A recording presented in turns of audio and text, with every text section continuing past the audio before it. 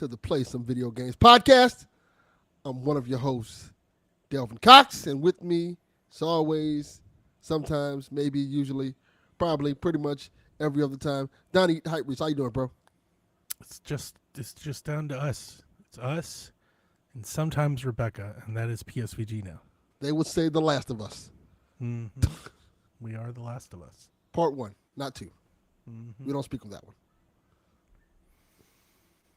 Donnie, speak up! Am I light? I don't hear you light, but I did turn my headphones down so I wouldn't bleed in just in case. Let me check. Turn yourself up a little bit. Oh, turn my headphones up. It's way down. How about now, Rebecca? That should have fixed it. Speak up, Donnie. I also just threw Audacity on top of the local retract I was recording in case Melon decides to shit the bed again. Yeah. Snurts is like, wow, you're here too, Snurts. But for how long? Dun, dun, dun. Dun, dun, dun. Snurts, if you want to join us, buddy, you're more than welcome. Just let me know. Of course, y'all, Snurts. I will send you a link. But Snurts was on the Delvin Cox Experience this week. We have no dev again. Yeah, no dev. Dev Watch, Yes. 2025. Look here, man. Dev's out this week. I was out Sunday because I was dying. So, based on how my life's been going, we got to hey, hook me up to one of those machines to keep me alive. I mean, 'tis the season. Yeah. I wasn't sick. It's just, I'll talk about it here. Yeah, So, Dev's not sick either. Or he was, but he's not sick now. He's been fine. He's just got other things going on. Yeah. My thing was stress. Stress, and I had extremely stressful week last week. None of it was my fault, which makes it worse. It was mostly job related. It does make it worse. Yeah, I'll just talk like it. When you have a situation at your job that you have no control over, but you have to deal with, and they're going to kind of blame you for it, even though it's not your fault. Yeah, it's extremely stressful. Can be. And I was dealing with a situation like that, and it was one of those things where I was getting calls about it all day. I'm trying not to say what it was because I'll probably get people in trouble, and I ain't about that snitching thing. But yeah, it was a situation that something really bad happened, and they was fucking up things, and it was literally nothing I could do about it. But I had to hear people complain about it all weekend and stress over it to the point I got sick. My blood pressure went to I think the highest it got, which is the highest it's ever been, was 190, which is bad for me. Yeah, no, that's really high. That's high even for me. That's really high. Yeah, and it was I didn't feel good at all. I felt terrible. Even Sunday, it got low to 160. It got down to 160, which is better, but for me that's still high. My blood pressure is usually between 130, 140. I probably touch 160 most days, I would imagine. I don't know. I don't check it every day. I probably should, but I don't. But I do have high blood pressure. If I'm anywhere in the 130s, that's pretty good day for me. I'm holy shit. Yeah. Usually I'm between 130 and 145. But for me, that's also not it's not a new thing either. Yeah. I've had high blood pressure like that since 10 years ago. Long time. It's more of a new thing for me, and I think because of situations with stress, it skyrockets sometimes. Yeah, of course. To a point where it gets out of hand. And I think that's kind of what happened this week, to the point where it was when it gets that high, you can't do nothing. What do you and I don't want to open Pandora's box, but what are you doing about the stress part? Besides going to the doctors aren't going to stop that from happening. I don't honestly, I don't know yet. You got to learn how to process your work stuff differently instead of holding on to it so personally. I know that's an obvious thing to say, but yeah, if you want to, Yeah, you're right. You're correct. You're absolutely correct. I'm still trying to figure that part out. And I think what it is I do so much stuff in general, I just kind of need time. Wow, that's crazy. That's kids. Yeah, that is. But I think I do so much stuff in general, I need time to not do nothing, if that makes sense. Mm-hmm.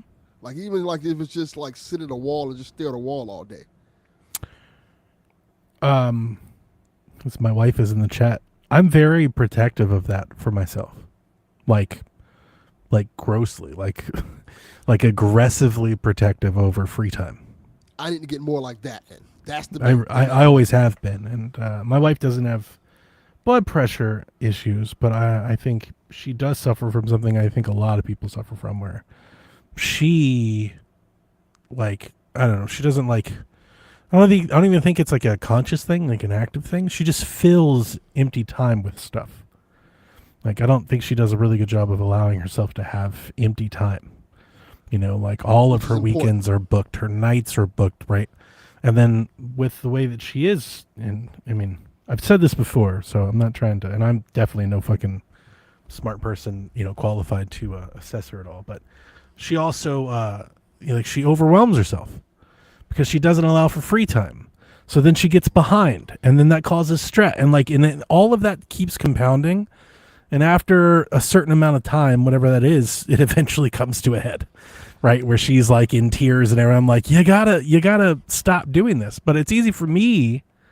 Yeah, I was thinking of you too, Rebecca. I was like, Rebecca's can. I honestly, and I don't know if this is true. Sometimes I say some really dumb sexist shit, but I feel like a lot of the women in my life do that.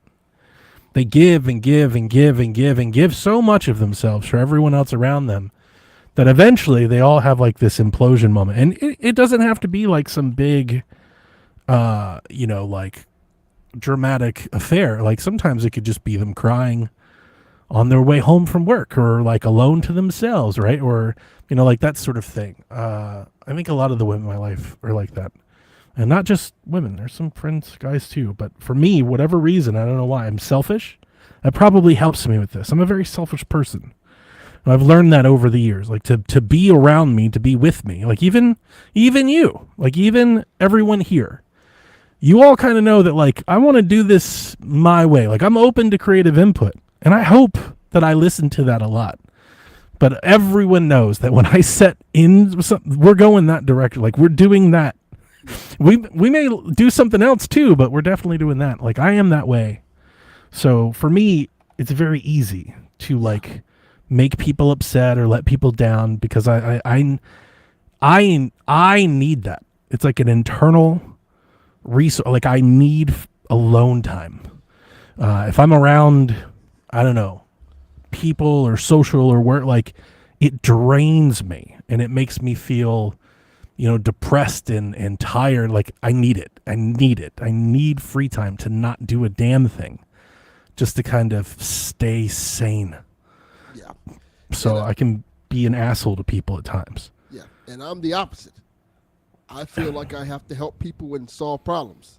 Yeah. Mainly so I don't have to hear it about it anymore. Like, I'm the type Correct. person, if I hear something going wrong and I know the solution, I'm like, get out the way. Here's the solution. Let me relax now. Mm-hmm. Yeah, but the problem is that everyone does that for you, so you can never relax. Correct. Yeah, That's the yeah. problem. You're more like my wife. I think it's a personality type or an archetype or something. Like, there's got to be a disposition for people like that. But there are certain people that are that way, and there are certain people that are like me. I mean, I think you need both, right? But Yeah. you've got to find a way to process that work stuff to where that doesn't impact you so physically. Yeah. And that's the problem. I think this week was a little bit much.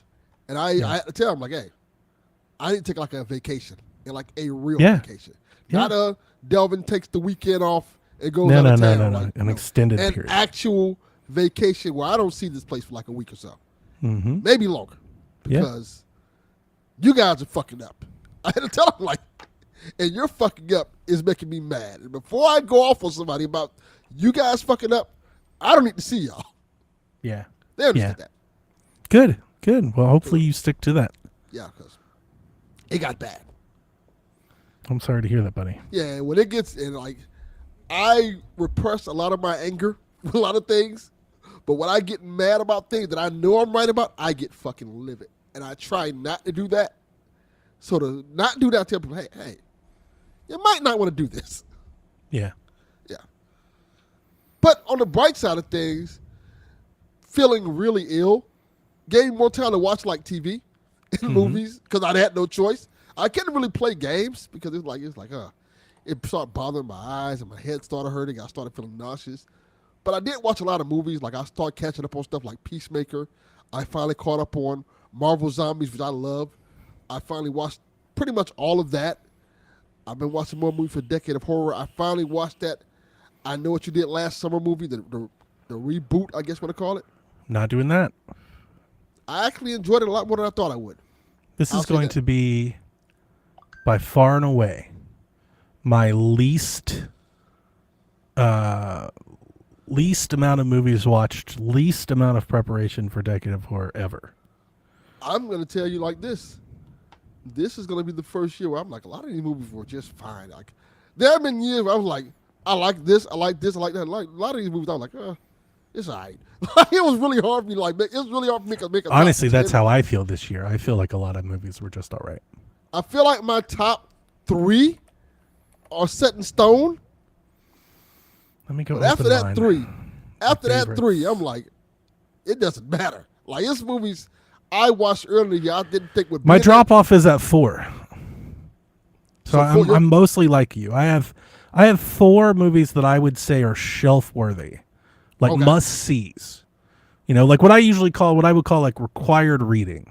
Okay. You know, like if you love horror movies, I have 4 that I think like everyone should see. Okay. Right, and it doesn't matter like what kind. Everyone should see these 4. And then I just have others that, like, if you're into this sort of thing, maybe you'll like average movies. Yeah. I'm kind of the same way. I know 3 for a fact. 2 you probably know.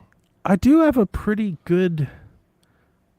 I do like my top 9. Like, I like them.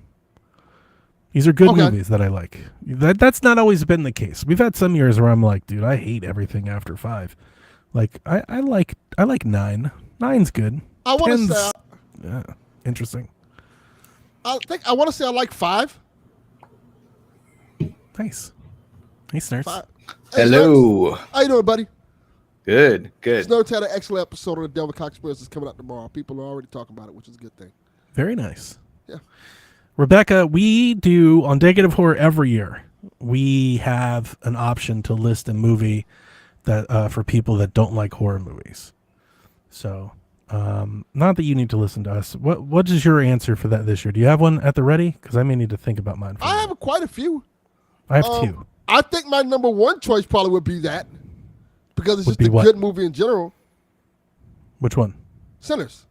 Oh yeah, Sinners is very easy to recommend for sure. Yeah, it's. I think that in general is like. Hey, honestly, Rebecca, like for you should see Sinners. Sinners is an easy recommend for Rebecca. She's gonna love it. I was thinking the same thing. She's gonna love the music. She's gonna love the vampires. Like, absolutely, you should watch Sinners. It's not too bloody.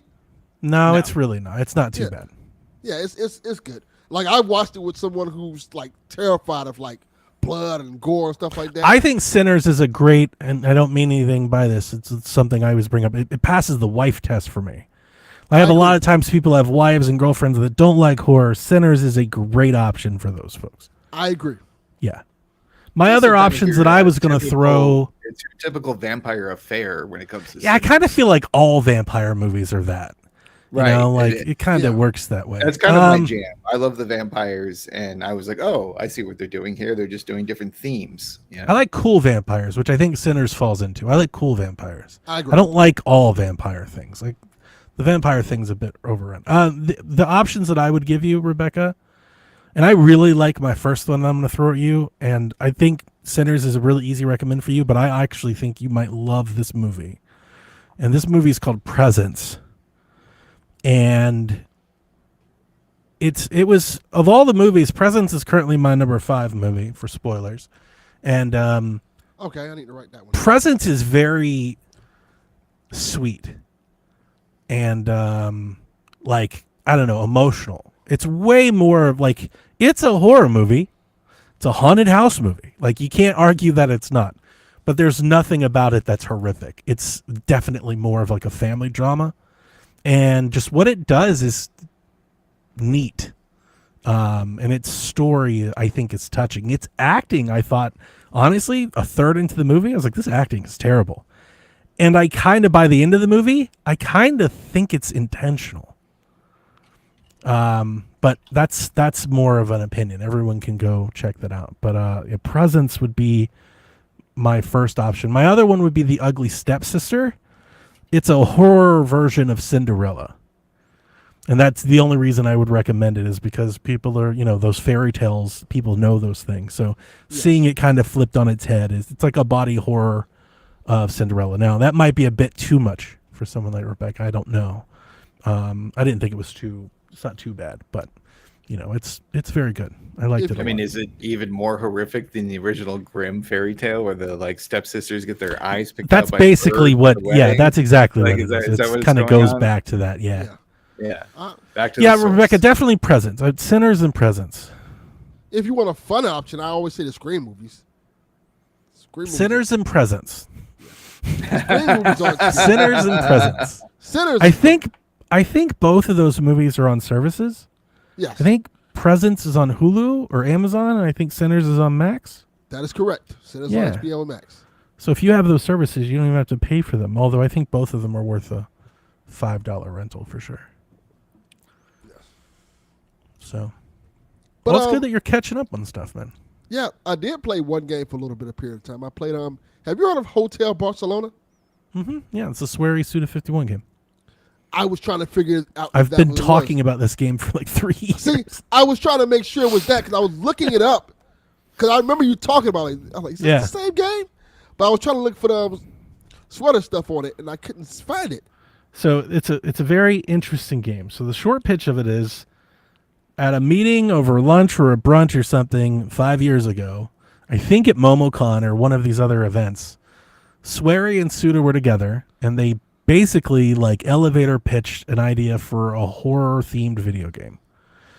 And like back then when they first said it, they were like, we want to take these iconic horror villains and turn them into like this action beat 'em up thing. There was supposed to be like a collaborative project that they were both going to do. Yes. Very quickly after they talked about it, Suda basically distanced himself from it. And every time they've talked about him since, he keeps that distance.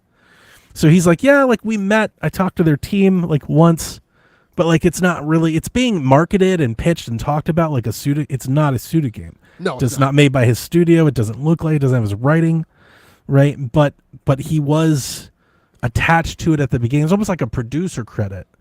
And because of that, people keep talking about it like it's a Suda game, which I don't know if that's a good thing. And it has the art style kind of what you expect and the weirdness of it, the quirkiness. Yeah. I played It it. looks very strange from what I've seen. Yeah. Because these are two of the What's the gameplay strangest like with this people in thing? video games. Yes. Both of them. Do either of you know what kind of game it is? No. I believe it's like a platforming action game, right? I've seen it. Yeah and no. It's a platforming action game that's also a roguelike.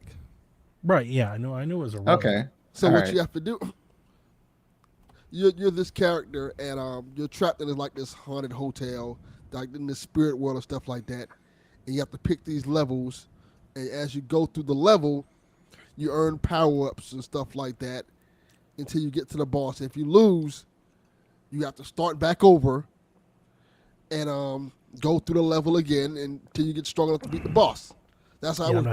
not doing any But of you that. can get it's not hard because if you die, you can like buy like things like extra life. So if you die, you can continue at the boss or more power ups and stuff like that. You earn like points and stuff to help you kind of like get through the stages.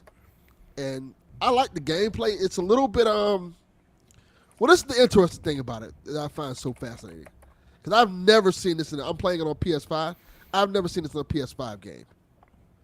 You can adjust your video settings completely, like a PC. Like every aspect of it. You can play it in 4K. You can do it 1080p. Like the settings are so diverse. You pretty much can optimize it like a PC game. It's probably because it is the same version as the PC version. So They probably just didn't do anything I was- else. I was wondering, that's- like, what? So, what are the benefits of those? I'm kind of sure there are options? other PlayStation games that do that. I'm like positive. I've never seen one to this. That extreme doesn't degree. surprise me, but I'm positive there are others. It just reminds me, like what? So, what is the benefit of this? That's the only question I have. Like, too many options can be overwhelming. I just want to play Well, the game. like type you of know, if, situation. as a person who has a Steam Deck and has to deal with this often, you can optimize the game to run the best on your system. So I was going to say what I would be interested in, and Like you can put it at 720p. what I would be interested in knowing is if there's a performance gain from doing that. And I wouldn't trust your opinion on that. Right? Yes. Are we getting? It's like I will say, But yes, there is. because here's what I know. This is something that I've thought of in the past, so I looked into a Reddit.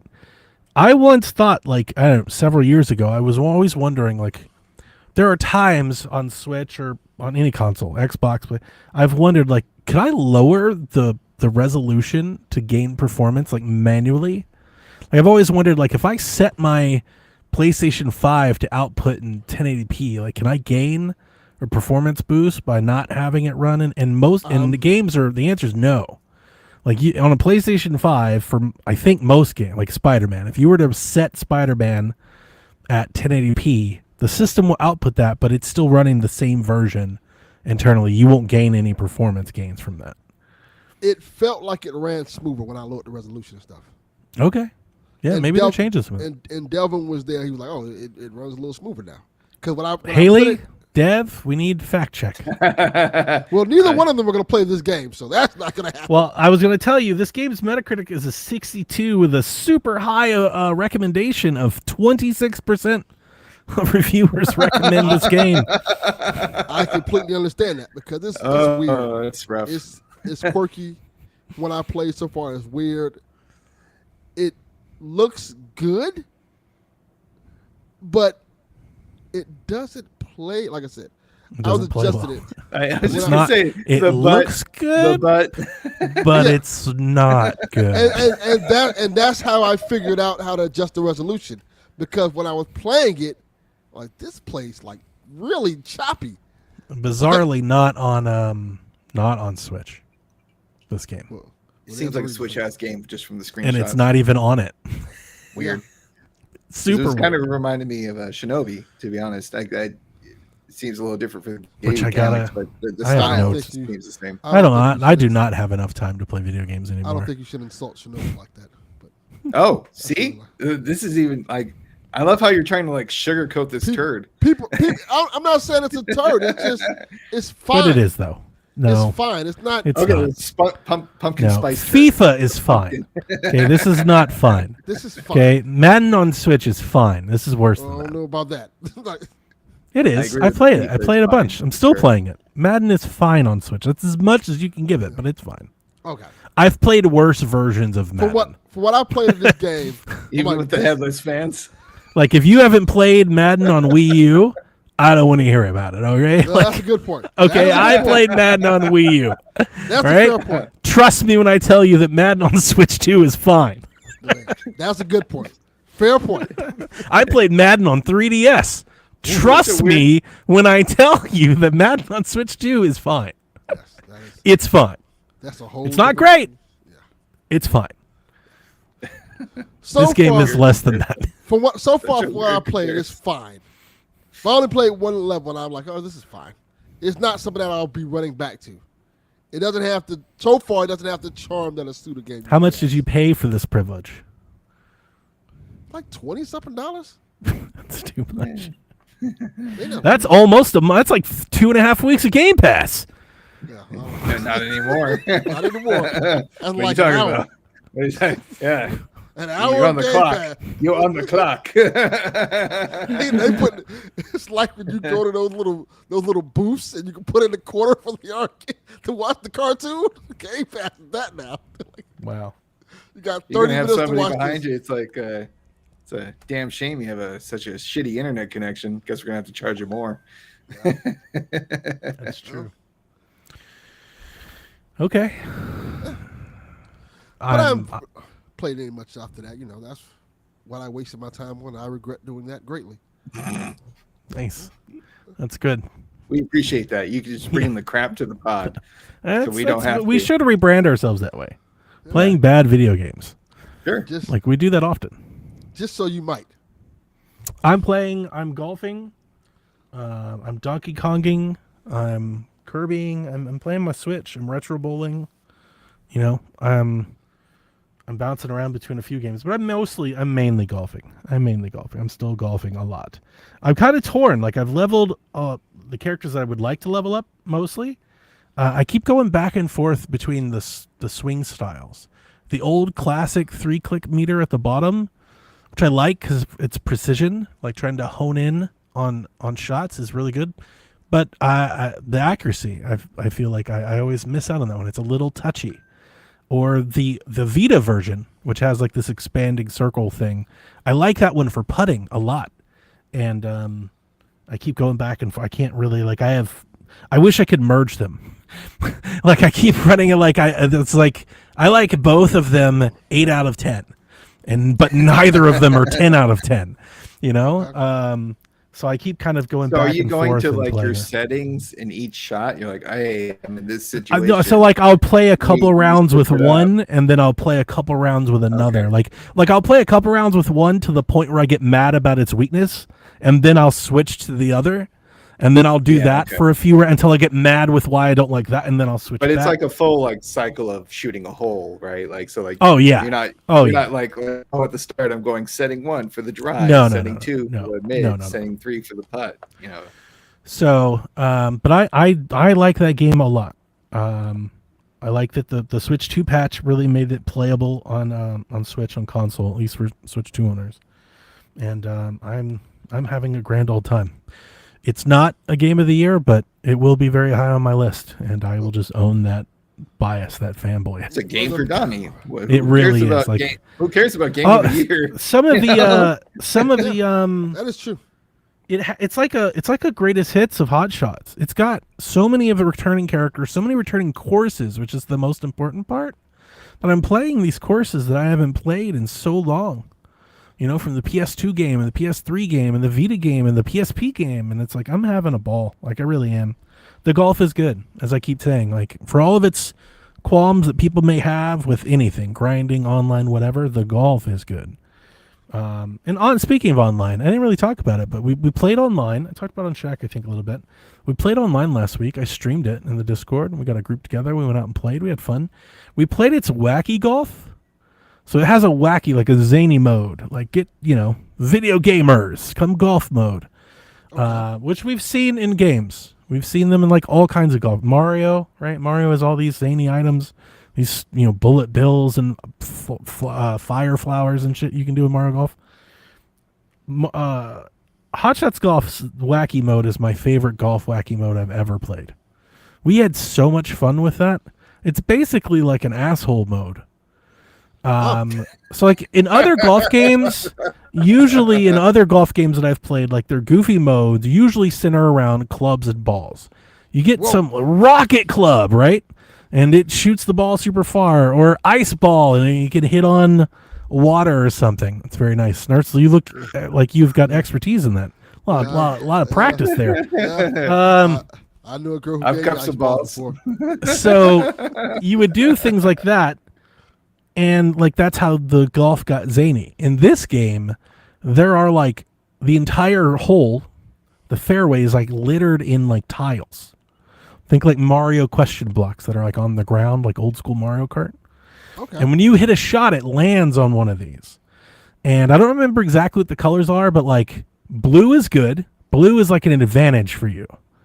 Yellow is like neutral. It just, everybody has to deal with it. Red is bad. Red is something that's very bad for you. So some of these things, so like basically what would happen is you'd hit the ball, you'd land on one of these things and something would happen. And it's almost like Mario Party.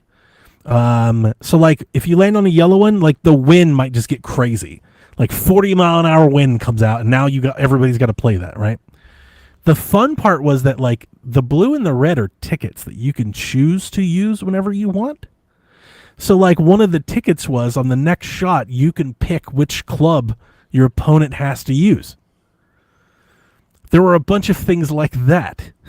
Like you could you could one of them was you could make a ticket, and all of a sudden the hole was split into 5 holes that were like everywhere. Cool. I made I want to say D Life. I can't remember. Maybe Ray. I think it was Ray.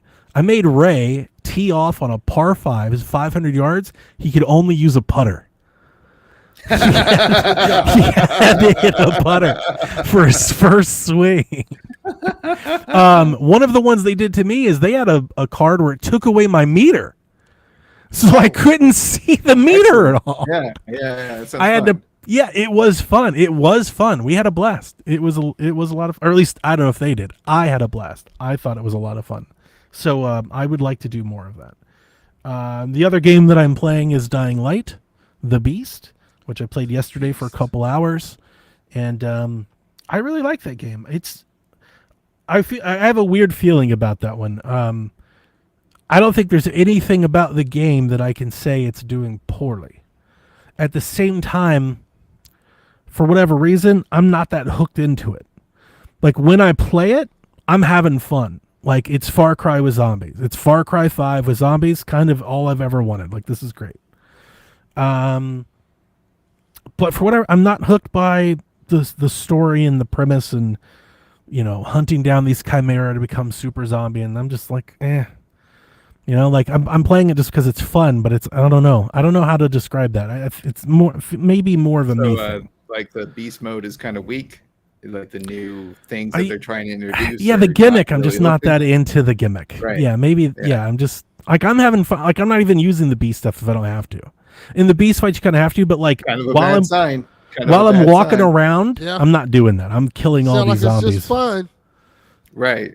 Like the whole new thing that they introduced, you're like, It's better than just fine. Like again, I think some of this is just me. Fine plus. I think the game is good. The game is good. The story's good. It runs terrifically. It looks great. It's harder than I remember Dying Light being. And I don't mean that it's not hard. It's just challenging. And like I mentioned before, there's a lot of zombies. Like I feel like there's just like a hair too much friction. Like I'm out there trying to look around, because one of my favorite things about any open world game, any map game, like I love these games, but one of the particular things that I really like about these games is like trying to find hidden secrets, right? And I'm almost like more bothered by the zombies because there's so many of them. I'm like, I am trying to figure out how to get in this fucking door. Like, will you guys like give me a minute? I'm sorry. You tell them, can you move? Get out the way. Yeah, because they come. I've literally, one of the things I would say to throw a stone. I've literally been fighting zombies and seen them like just appear in front of me. I've had that happen a few times. Yeah, I feel like that's such like an old thing where you're just like, it just feels like there's a density of it. There's a lot of them, which is a good. I mean, like that's not a bad thing, right? Like I'm saying it like it's a bad thing, but I think people like that.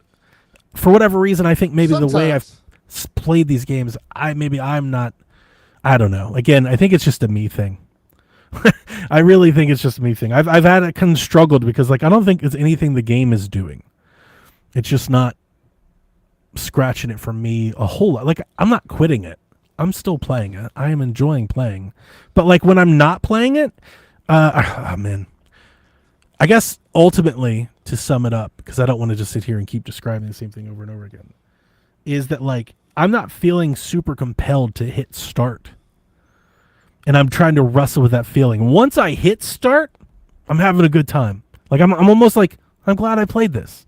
But then once I leave it, I'm like, but I could golf instead. I could Donkey Kong. Like I could do so many other things instead of going back to it, that I'm like fighting whatever that is. It also sounds like when you are playing that you're not going for the new main objective. You're just kind of enjoying the open world environment. Because that's how I play Dying Light. Yeah. I don't really care to beat it or anything. It could be like you're not even playing the DLC. You're just going back into like an old game and just messing around in this open world for a bit before you're just kind of like, I'm good. I mean, I do the same thing for like the Arkham Knight, game. I'll just like go in as Batman and punch a bunch of people and be like, that was fun, and then leave. But if you're not really doing any of the DLC content, are you just in it for the traditional gameplay mechanics that you enjoyed already? No, I mean I'm still Or- doing the or missions. Do you feel like drive to like actually complete the beast No, mode? no, I'm doing the missions. I'm trying to beat the story. But one of my favorite things about Dying Light is that like it's the Walking Dead, the video game. Yes. I want to go in all the houses and open all the drawers. I want to check every car. I want to find, oh, there's that thing over there. What does that do? Is that a cave? Like I want to be a bit more freely to like move around. Not that again, I'm not dying left over right. It's just there's a lot of fucking like there's a lot of people out there. It's almost like there's just too many in the way. It's like you're in the way. Get out of the way. Like I'm trying to do something right now. Like the other day, I was trying to figure out how to get into a shack. I had to kill like 30 zombies before I could sit down and really like evaluate the situation. Like just the around the shack. shack in the woods. Of Yeah. the shack. You're like, Yeah. oh, 30 down. Oh, it's just a commode. What the hell have I been doing? It was a little shack, yeah, and I had to like go around the back and basically had to like go around a mountain and jump over to get through a hole in the roof. But yeah, exactly that. It's just I don't know. It's just like they turned the. I wish I could turn the density down to maybe a little bit. Also, like at nighttime, the brute zombies that come out. Like I'm not even going out at night at the moment. I'm like, like F that place. Because it's so stealthy. Like they hear you all the time. That's the other part of it, is that they hear you constantly. So like it is hard just to like be still in that game. Because it just feels like they're everywhere. They're coming at you all the time. So, I don't know. Like I said, I think it maybe is more. I think it's both something with me and then also my other choices. Like time spent in Dying Light is time I could be grinding. Be grinding golf. I could be playing Donkey Kong. Like, it's not good enough that I want to take away from those other things. That makes sense. Sometimes fighting. you get all I the don't- Infinity Stones, you're like, what's the use? I just want to use this one. I don't I have get it. time management. Like my video game time right now it's getting more and more, like harder to find, and I'm having to choose where I spend it. Well, look at it like this. Look at the bright side. At least you ain't got to play Ghost of Yogurt tomorrow. That is That'll true. take- I won't be That'll take playing. away a lot more of your time if you was into that. I mean, that's why I didn't play Shadows. See, there you go. I think I walked into this year being like, Assassin's Creed's gonna be my favorite game, and I didn't even play it. Me neither. That's the crazy It's just thing about too it. big. It's too large. Yeah, it's just a different. It's where I was back last December and where I am now.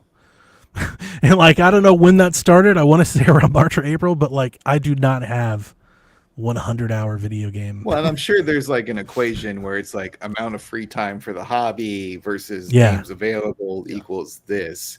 Yeah. Like I am very spoiled and have the next 6 days off of work, and I am just going to be like, literally, Snurt's waiting for Ghost is why I joined you all. I'm like, well, this will distract me while I look at the clock. This will kill a couple hours. Yeah, right. Like I'll be able to jump in there right now. But I have also had those moments where you're just kind of like, I'm so busy, or I just want something mindless. I mean, I feel like that's why I play Streets of Rage 4 so much. It's just because it's an easy go-to. I know what I'm getting into, in and out. That's 30 where I am minutes, right now. maybe an hour, depending on your time slot and availability, right? I honestly think it's even hurt me with Donkey Kong. Like I love Donkey Kong and want to play more of it, want to beat it, but that's a game I don't want to play for under an hour. Like if I play Donkey Kong, I don't want to play it for a few hours. Like I want to get in it. I know that so well. The same. Only also, I love how we're like only an hour. Screw games. Like that's not enough time. Like, but I totally understand. Whereas that golf, feeling, 'cause Retro I've Bowl, been there the same Madden, way. Yeah. Pac-Man, I can play those for 30, 45 minutes and move on. So Yeah. that's it for me. Snarts, what are you up to? Waiting for Ghost. Yeah, I've been playing Shinobi. I actually That's another one I downloaded, got to get to. the Modern Warfare, the more recent game. I decided to watch a movie while that was all downloading for Call of Duty, and just went through Must that have been a campaign long again. ass movie. Was it all of the Lord of the Rings that you watched? Like, Actually, it was a Dave Bautista movie about like some terrorists doing a Die Hard at a soccer match in the UK. Really? So yeah, this wasn't bad. You know, Is it a newer Dave Bautista movie? newish. I mean, it came out in the 2000s. It reminded me a lot of Sudden Death with Jean-Claude Van Damme, but like 20 That's years a later. movie. Yeah, I went through the campaign of the Call of Duty Modern Warfare remake or reboot. I don't even know what the right term is. Where Yes. and it's fun. Yes. It's a good campaign, and I enjoyed it. And I also went for the Modern Warfare 2 Is this last year's? remastered. I don't. No.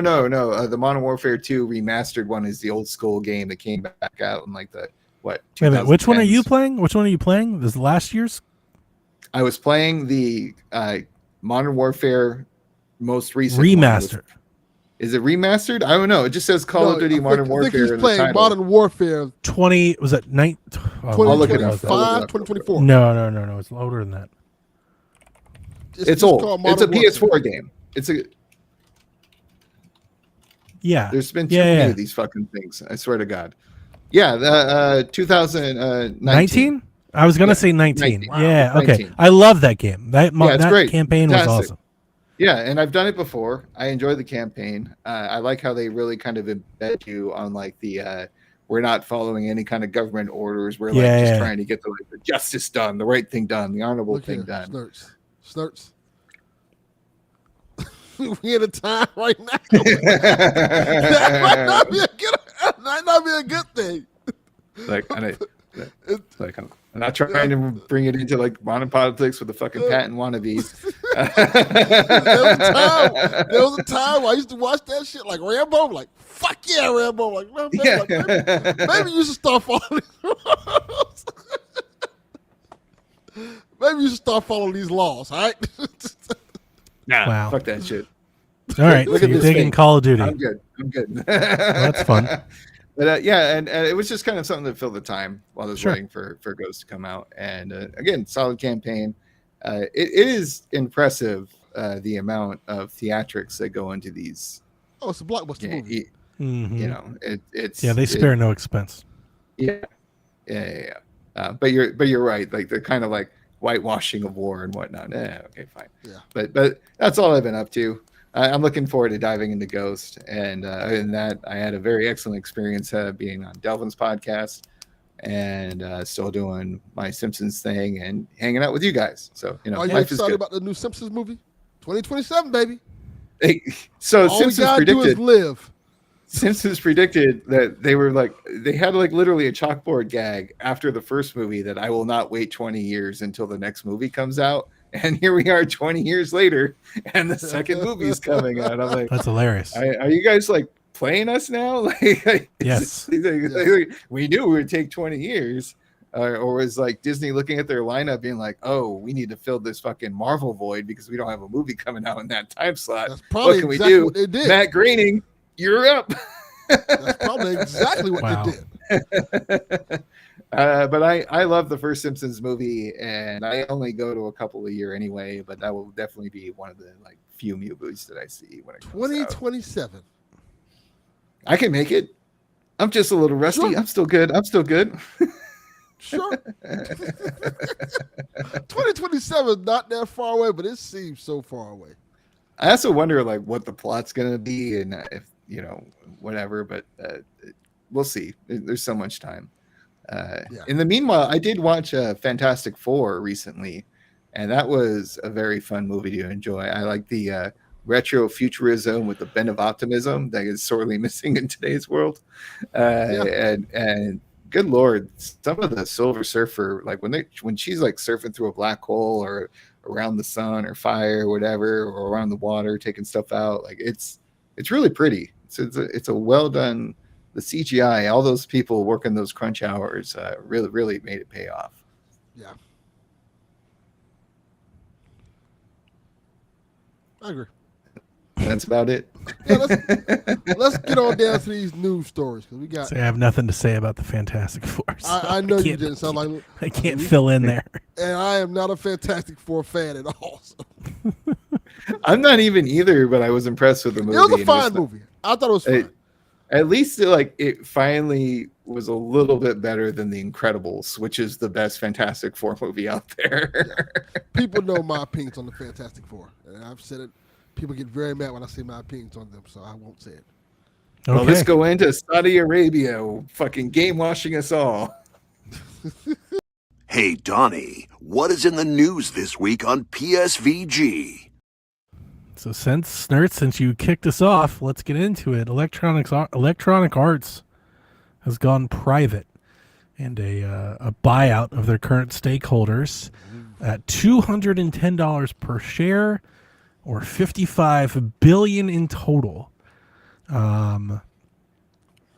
It will be the investors group is made up of the Saudi Public Investment Fund and Silver Lake and Affinity Partners.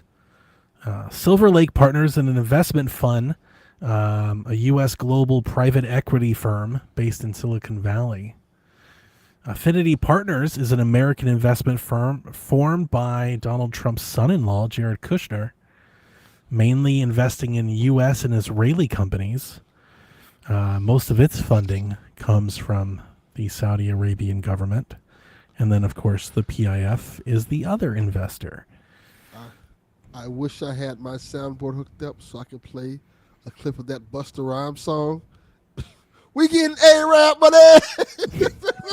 There you are. Jason Schreier reports via Bloomberg that the deal is being financed with $20 billion in debt. And the debt rating is single B, which means that it's considered a junk loan on the market with high risk, offering high interest rates. So essentially, repaying this debt, which could be, has been surmised by, the Game Biz. They said it could be as much as $1 billion a year payments for the debt, just to service the debt, $1 billion a year in payments. That'll be factored into private EA's, net revenue, its net profits, is that it has to service this debt every year until it pays it back. Donnie, since this might tie into something that you may know, isn't this a kind of a similar thing that TKO has right now? Yeah, With their that's debt, exactly. they have to pay a certain amount every year. That's why they Correct. Yeah, I figured as Yep. much when I read that. So I say that because there's a lot of stuff being like, this financing thing is actually really important to like global economics. People are talking about how this market has like been basically underused as interest rates have climbed and stuff. So I didn't want to get into all of that, but it's important that you talk about that debt when you start talking about what this could mean for EA. Yes. Because now that they've gone private, things will change. First and foremost, they are not beholden to shareholders, right? So they don't have to chase like endless quarter profits, right? They're private now. So maybe they could take a loss in year one, but planning for bigger things in year five, right? They have a little bit more freedom. Two, Financial Times reports that among other things, the current strategy with the new private EA is to leverage AI to cut operating costs and boost profits. So many are already speculating, I think correctly, that more than likely this will mean major layoffs and potential studio closures at EA. Because they're about to get very, I don't want to say lean, because EA is massive. They are huge. But they're going to get leaner. And I do expect them to focus more on the things that generate revenue, steady revenue, because of this debt that they have to pay. I would imagine. I think that makes sense. So people are already talking about that. One avenue to make quick money, should they choose to do so, is they could sell studios. They could sell IP, right? If they have things that they do have things that, I think would be attractive to others. So they could do something like that, and they could have layoffs, which I think, they're probably going to have layoffs. So, Yeah, the AI part of this is interesting because I can see, based on how things are going, them laying off people and using AI to cover those layoffs in terms of like, hey, we can use this AI backgrounds, AI assets and stuff like that. Because that's what a lot of these companies want to do anyway. yeah, So, you're right. And based off this company that's buying this, they're gonna probably want to cut costs to try to make as much profit as possible. So I can see them trying to get rid of things and only try to bet on sure things that's gonna make them a lot of money. I didn't look it up last year. I mean, I didn't verify what I saw, but I saw a post on Blue Sky from one of the reporters. This is a credible reporter. He said that EA only had like net revenue last year. I think it was like in the 4 or 5 billion range. So that was based on last year. If you just kind of project that forward and start adding in billion payments like on top of that, like not as much wiggle room as you might think for a company worth 55 billion actually. That is where you get the TKO stuff where they do start. It feels urgent, like an urgent push to make more money.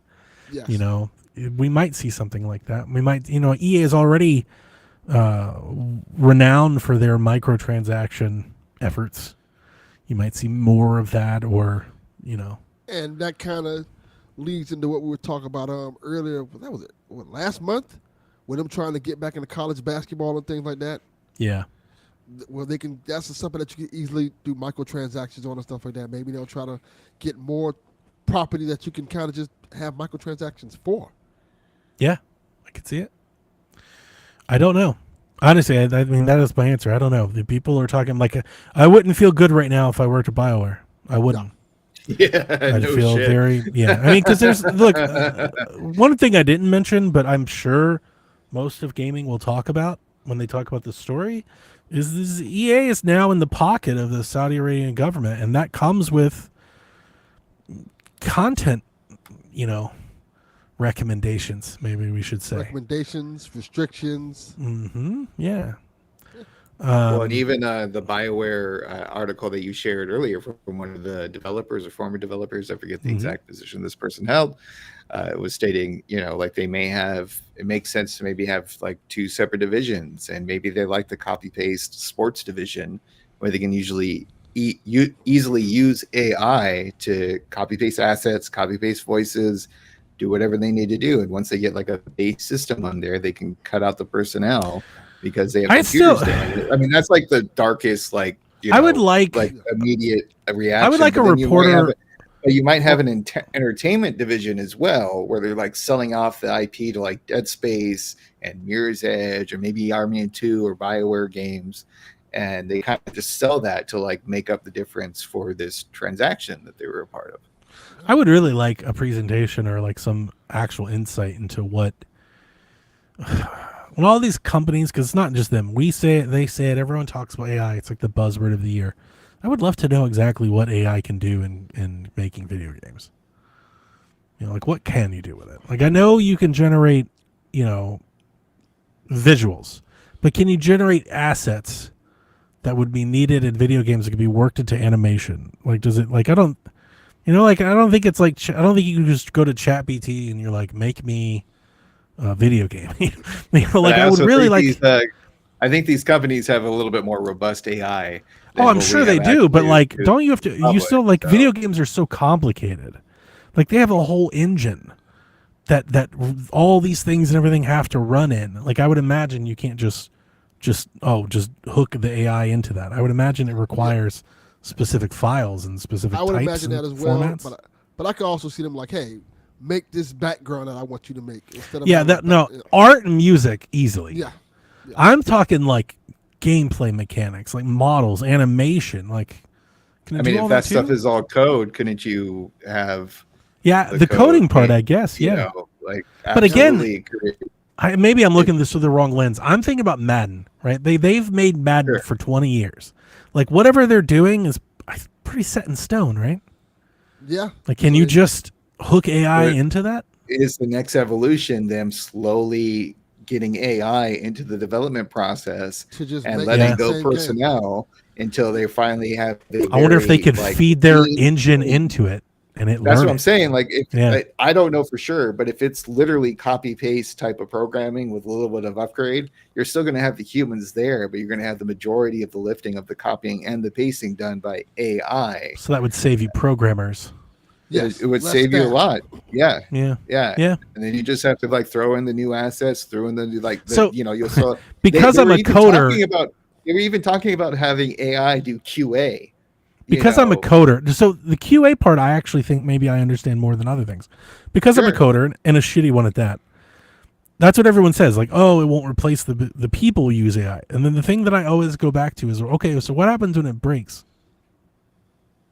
right, but that's why you Because have the code one does. person instead of So like five. just the one You person that know, knows everything the AI is doing. right? Because I have a really Yeah, I have a really hard time fixing other people's code yeah. because I don't know And it. I didn't write it. I'm I don't also understand talking. the dependencies. I'm also talking from a very ignorant perspective, but like I do know like you can automate things fairly Sure. quickly if Yeah, no, you I have get it. dedication to it. I get it. I don't know how technical It's those like I would love automations to are going talk to to a be. developer because like I'm pretty sure there's a like a wombat hole somewhere. You And know? I think one of the reasons that people like myself kind of go like already down the rabbit hole of negativity is because of the buyer, who's not necessarily known for their human rights.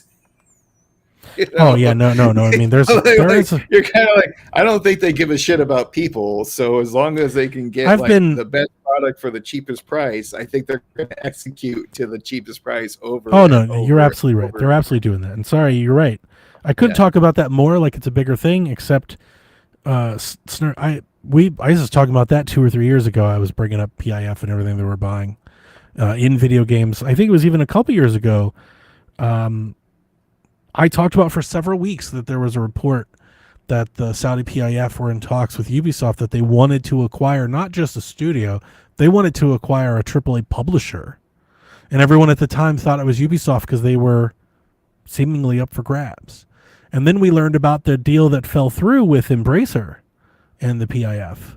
And then now we get here and now they've bought EA. So It's like now EA so at this Kings. point, the people that are upset, like I can't believe they didn't, I'm like, yeah, no, I've been expecting something like this for some time now.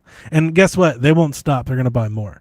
Their whole thing is to lessen their reliance on oil and then also to ingratiate their name alongside Correct. things that you already like. The Pod Save the World. So to guys, hate them would be hating these things you enjoy.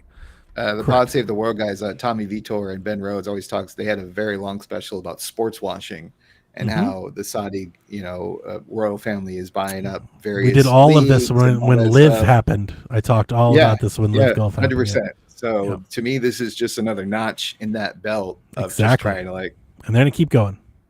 And I do wonder if we are going to eventually get a game that's like Battlefield like that feels very different than we have now. And I don't know if Oh, that'll yeah. be a good thing or a bad thing. Start killing more like Nazis or Chinese folks or whatnot.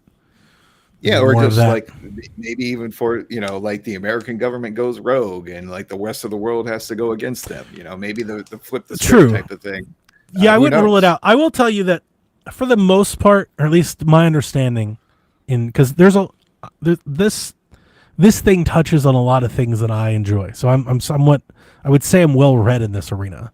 Live Golf, F1, they bought a stake in Nintendo that I dove into like 5 or 6 years ago. I've been bringing that up over and over again as people start learning about this. I'm like, hey, be careful these lines that you draw in the sand. Because if you're like, I'm not doing anything, the PIF, I'm like, just be careful.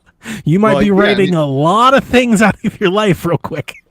Yeah, Look at everything that's happening with that comedy special happening there right now. Yeah. So Right I'm now. pretty well read in this space, and as my understanding is, a lot of times it's not used. It has yet to be used mostly as like a propaganda machine.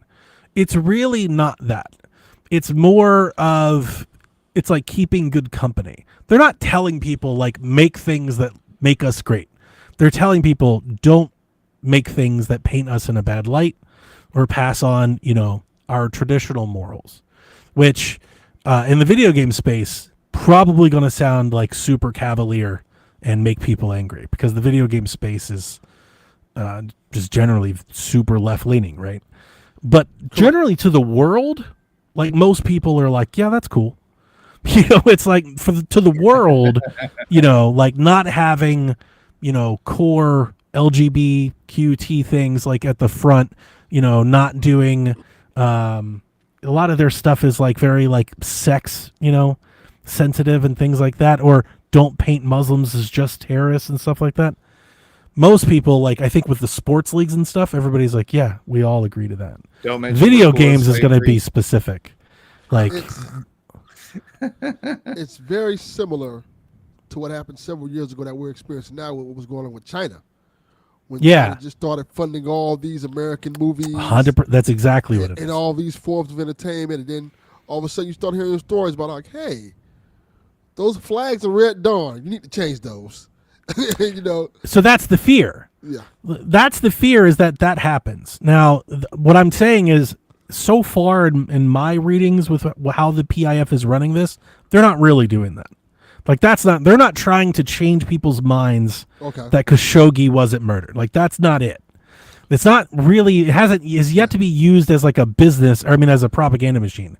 It's really more about just being in the good graces and in good company of people. They think if you see comedian specials and F1 and WWE and Live Golf, they think if you see that enough, that you'll just start to be like, these guys are good. You'll like, this forget is a good about thing. all the other things. I mean, That's exactly it. America's guilty of this too. Like, I'm not So gonna it's try to more destroy it. subtle than the Chinese. The Chinese are like, but- don't do that. Yeah. What it But it feels is- like it- is Saudi Arabia's like trying to put themselves to the forefront of things. Like, we want to be known as one of the superpowers almost. Yes, that for sure. That's what I'm saying, like being in the good graces, but it's more of a couple things. The PIF, they actually are running it like a business. So like, it's not just throwing money at the wind. Like, they are trying to divest their dependence on oil. Yes. Like in the future of battery cars and things like that, they're trying to, so we've got billions of dollars. How do we make sure we're still in the game, right?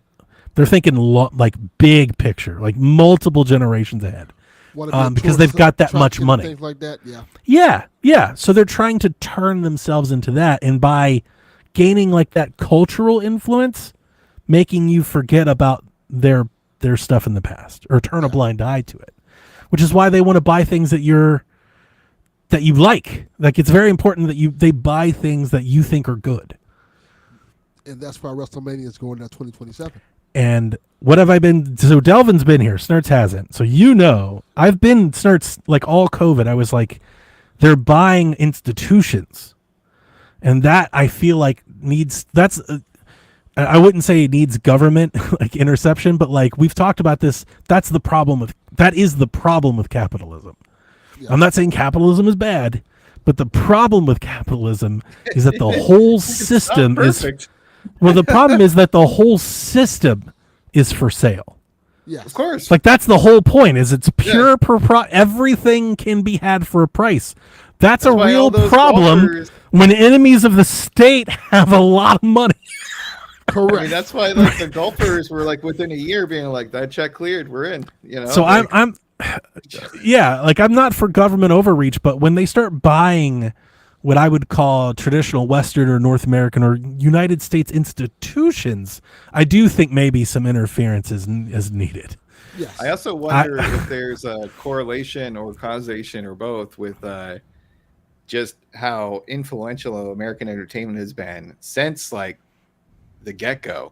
A United States, one of the things we were like transporting overseas was entertainment, in various forms. And of course, other countries are going to see that. And, Korea, Japan, Saudi Arabia, like, the UK, they're like, yeah, entertainment's great. And they're trying to get a bigger piece of the pie. And maybe, one of the ways you do that is just by buying these known properties that already have like the global reach. Yep. And I also think they are playing it smart because people are kind of like on edge and like certain people paying attention to like myself included, just being like, what are they doing with this? Like, what's the end game? What's the long-term plans with this?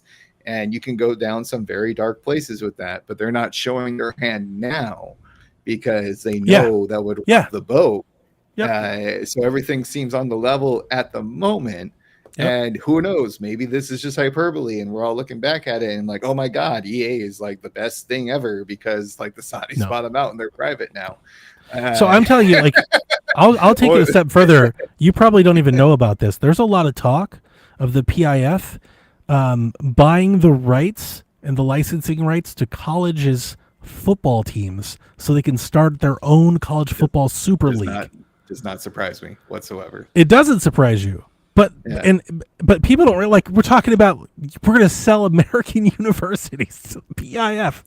That's Again, They've already been doing that with, like, Everything the is for sports sale. teams in the I don't UK think and this is Europe. going to happen, but it has been something that's been talked about for years, because there's a lot of private equity investment firms that are looking at college football as it could be bigger than the NFL.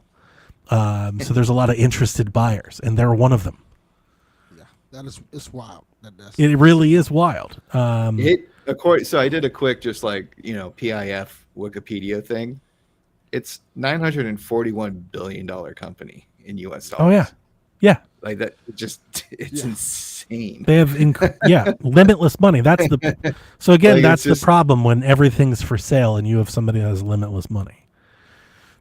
But it is the way that it is. That's what's been going on. And this shouldn't be a surprise to anybody.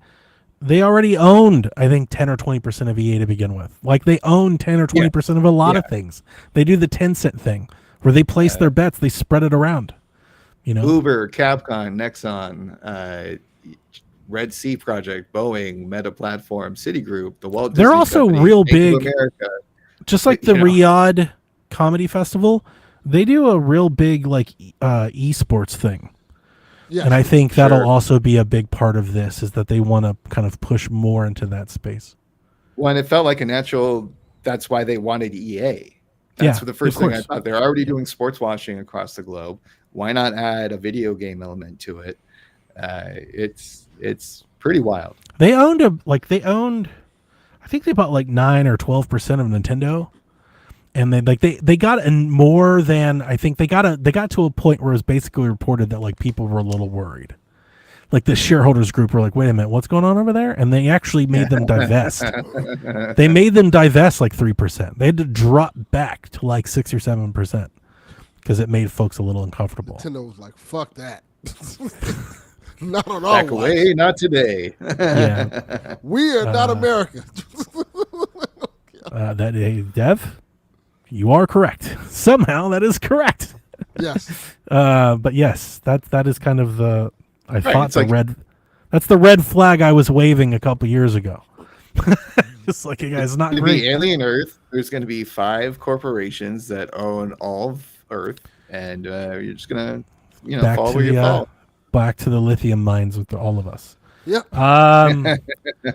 So yeah, Looking so for like the master. on the video game side, because I do want to bring this back to video games. There's a good tangent, Snurts. I'm glad we did it, but I'm not gonna lie to you. I was like, we're not gonna do the politics thing when I was writing the notes. Sorry. No, you're good. You're good. But that's my bread and butter, man. I was so into this. I was like, yes, let's That's go why I didn't into write it. any of it down. I was like, yeah, we're not going to get into that. But on the video game side, like I said, it remains to be seen, of course. Nobody knows. But I don't feel great for BioWare or Codemasters. People have even thrown out Respawn as somebody to be worried about. I mean, I think Respawn is some of the best developers and the best studio they have. So I would be shocked if that happened. But, I mean, I could see it.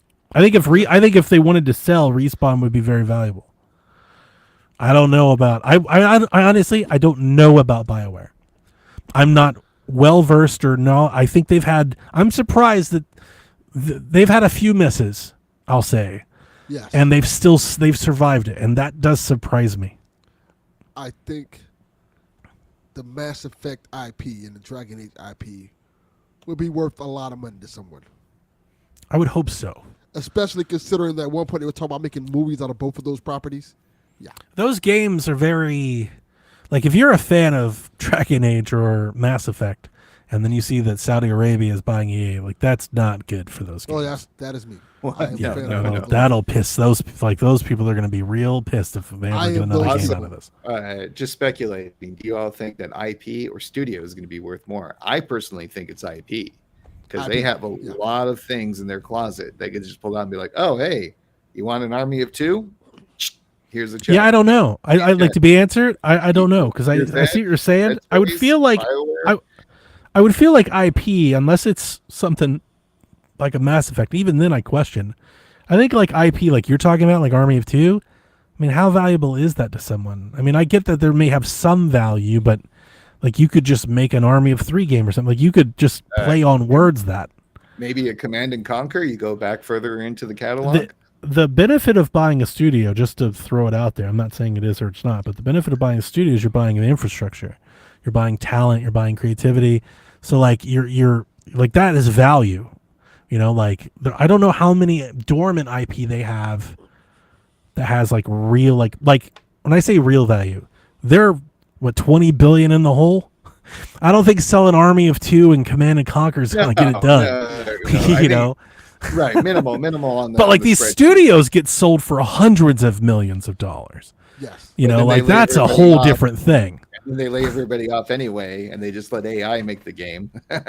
Sure. Yeah. I think Respawn, they've got service games. You know, like that's got to Sure, be valuable. that'll help. to That'll people. definitely help. Yeah. Like if you could buy Respawn and Titanfall, like there's something, right? There's value there. I can't wait for Mercenaries 3. I do wish like some like I know everybody would run to you know, the big ones, the BioWare games, and like even on the, you know, was it Prototype or Army Sure, 2? sure. I was thinking Command and Conquer. Mirror's I was like, Edge, Command and Conquer Command and has Conquer. like legacy. Command and Conquer has. That was you know? also almost my question for the episode today. Was like, should we bring back live action cutscenes? Yes. Tim Curry Oh playing man, it was Russian the guy, like, best. we'll be out there in space. It was so good. It was So so good. I love that game. Like, Yeah. What a time. What a week. Everything sucks in the world, in our country, and video games.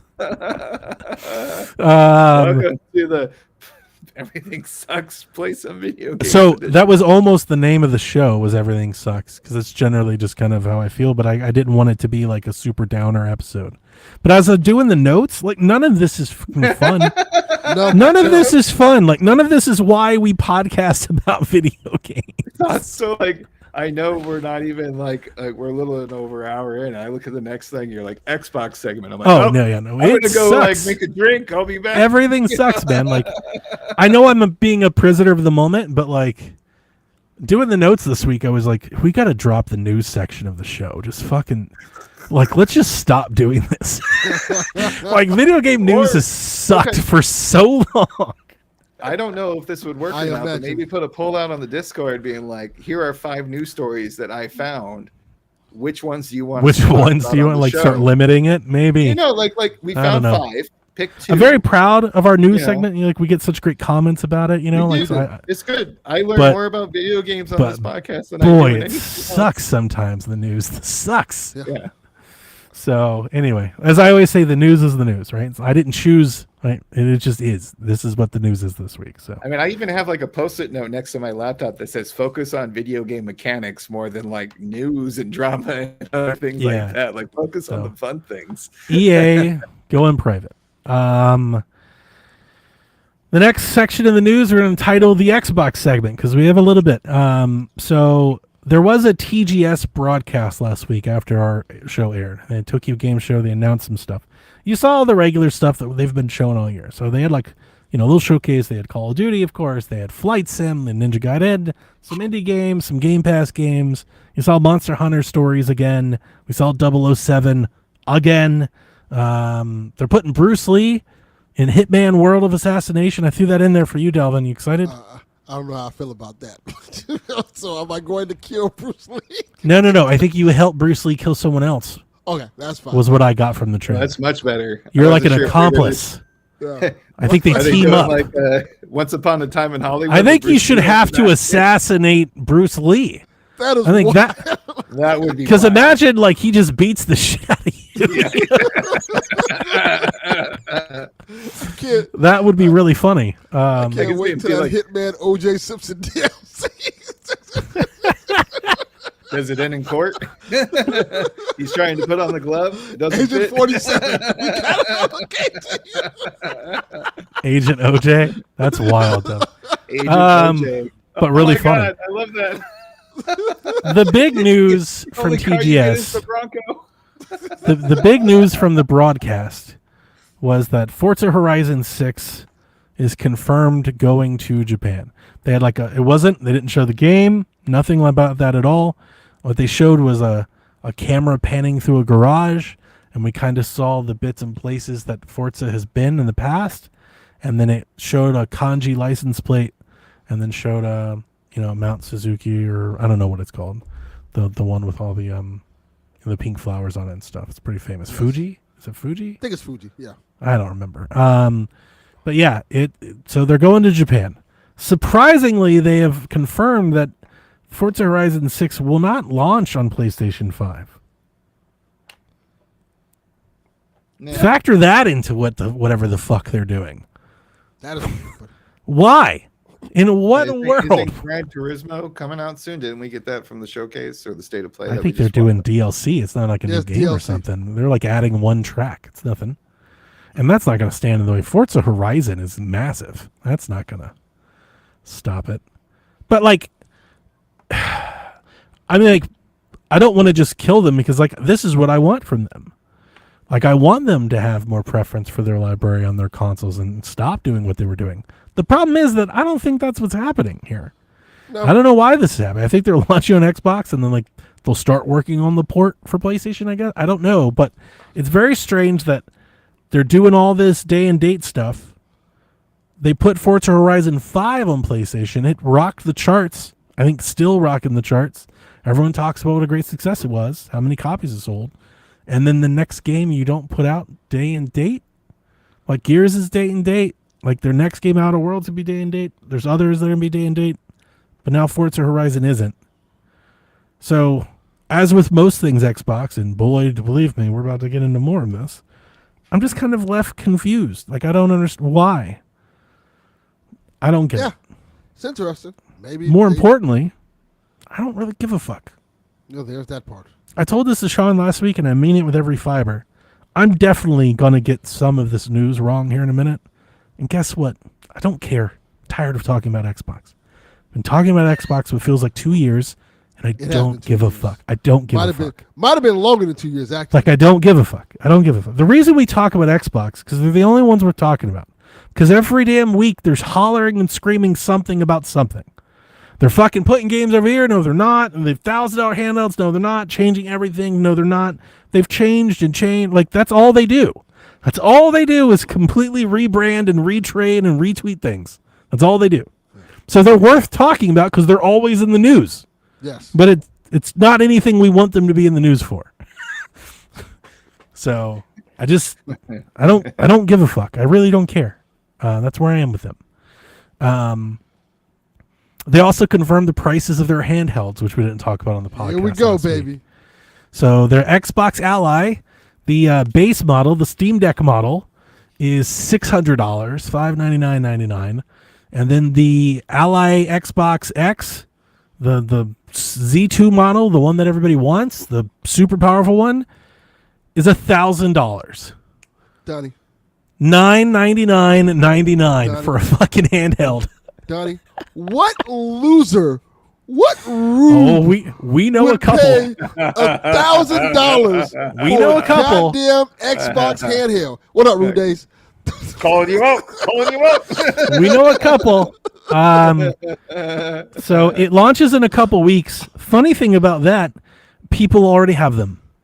Apparently in Europe, one retailer just shipped them. They have them today. There's unboxings. People are playing them. They're like, you bought this shit here. Just take it down. They did. Get it out of our warehouse, please. So they're already out. People have them. You can read all about it. You can go watch, all the things you want to watch if you want to. No, I don't think I will.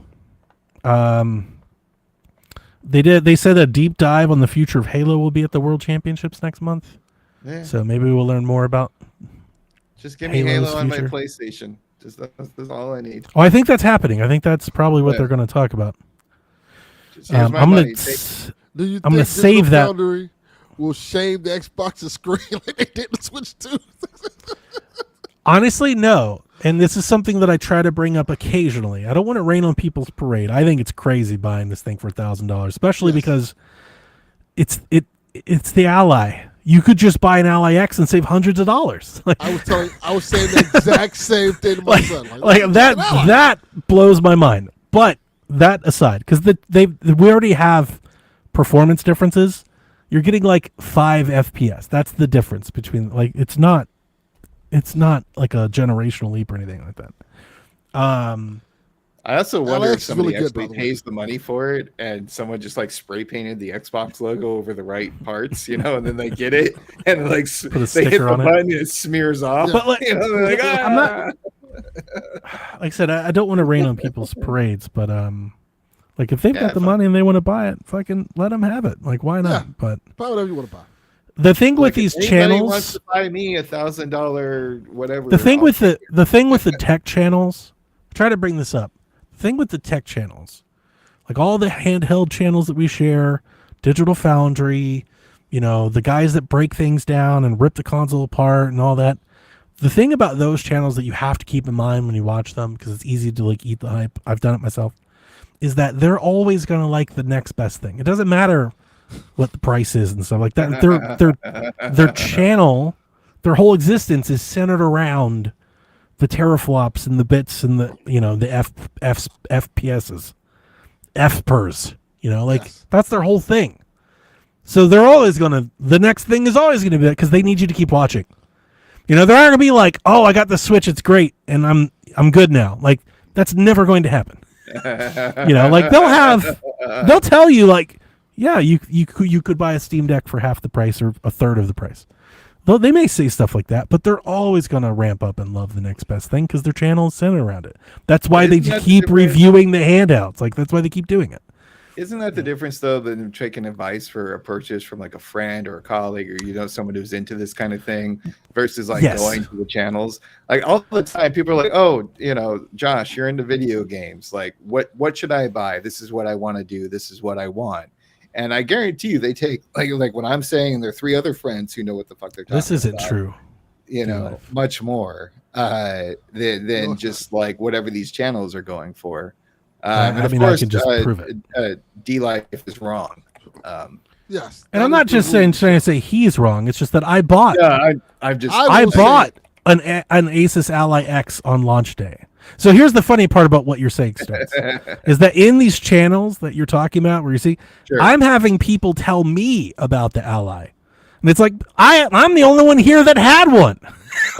Yeah. I bought my ROG Ally X on the launch day, and I walked out of the store at $716. Okay. That is correct. I remember when he did it.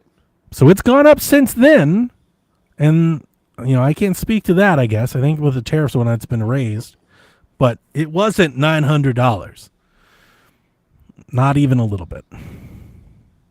Yeah, but I guess the people that I'm talking about are like they're not dedicated gamers. They're the random folks who are I want something to do as a hobby. I'm looking for a handheld or a console. $713.99. We have a console What do you for you. It's called recommend? Nintendo Switch 2.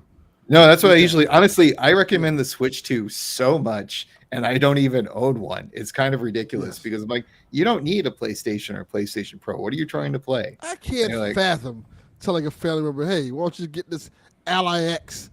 That's $1,000." Xbox. Bucks. Right. I mean, it's Yeah. and it's really like Xbox. Xbox. Valve this week, they lowered their Steam Deck, their entry model Steam Deck, to $300. Oh, there That's you a good go. choice too. That is a No, great Man, it's- choice. I could play that demo, that Marvel Cosmic game, if I got You that. could. $300. Yeah. Yeah, you could. I Look, was so hey, upset when it didn't work on Mac. Again, I was like, we've got folks that want to get one of these, and they've got the money, and it doesn't bother them. More, have at it. I love the Ally. It's great. You could buy an Ally if the handles and the Xbox button are worth $300. Be my guest, but that's the only point I've been making the whole time. This thing has been out. This system exists now. Existed a year ago. Existed a year before that. Yes. It's not anything new. What Xbox did is they slapped a giant ass battery in the back. I'm thinking, It's so along with the logo. fucking big.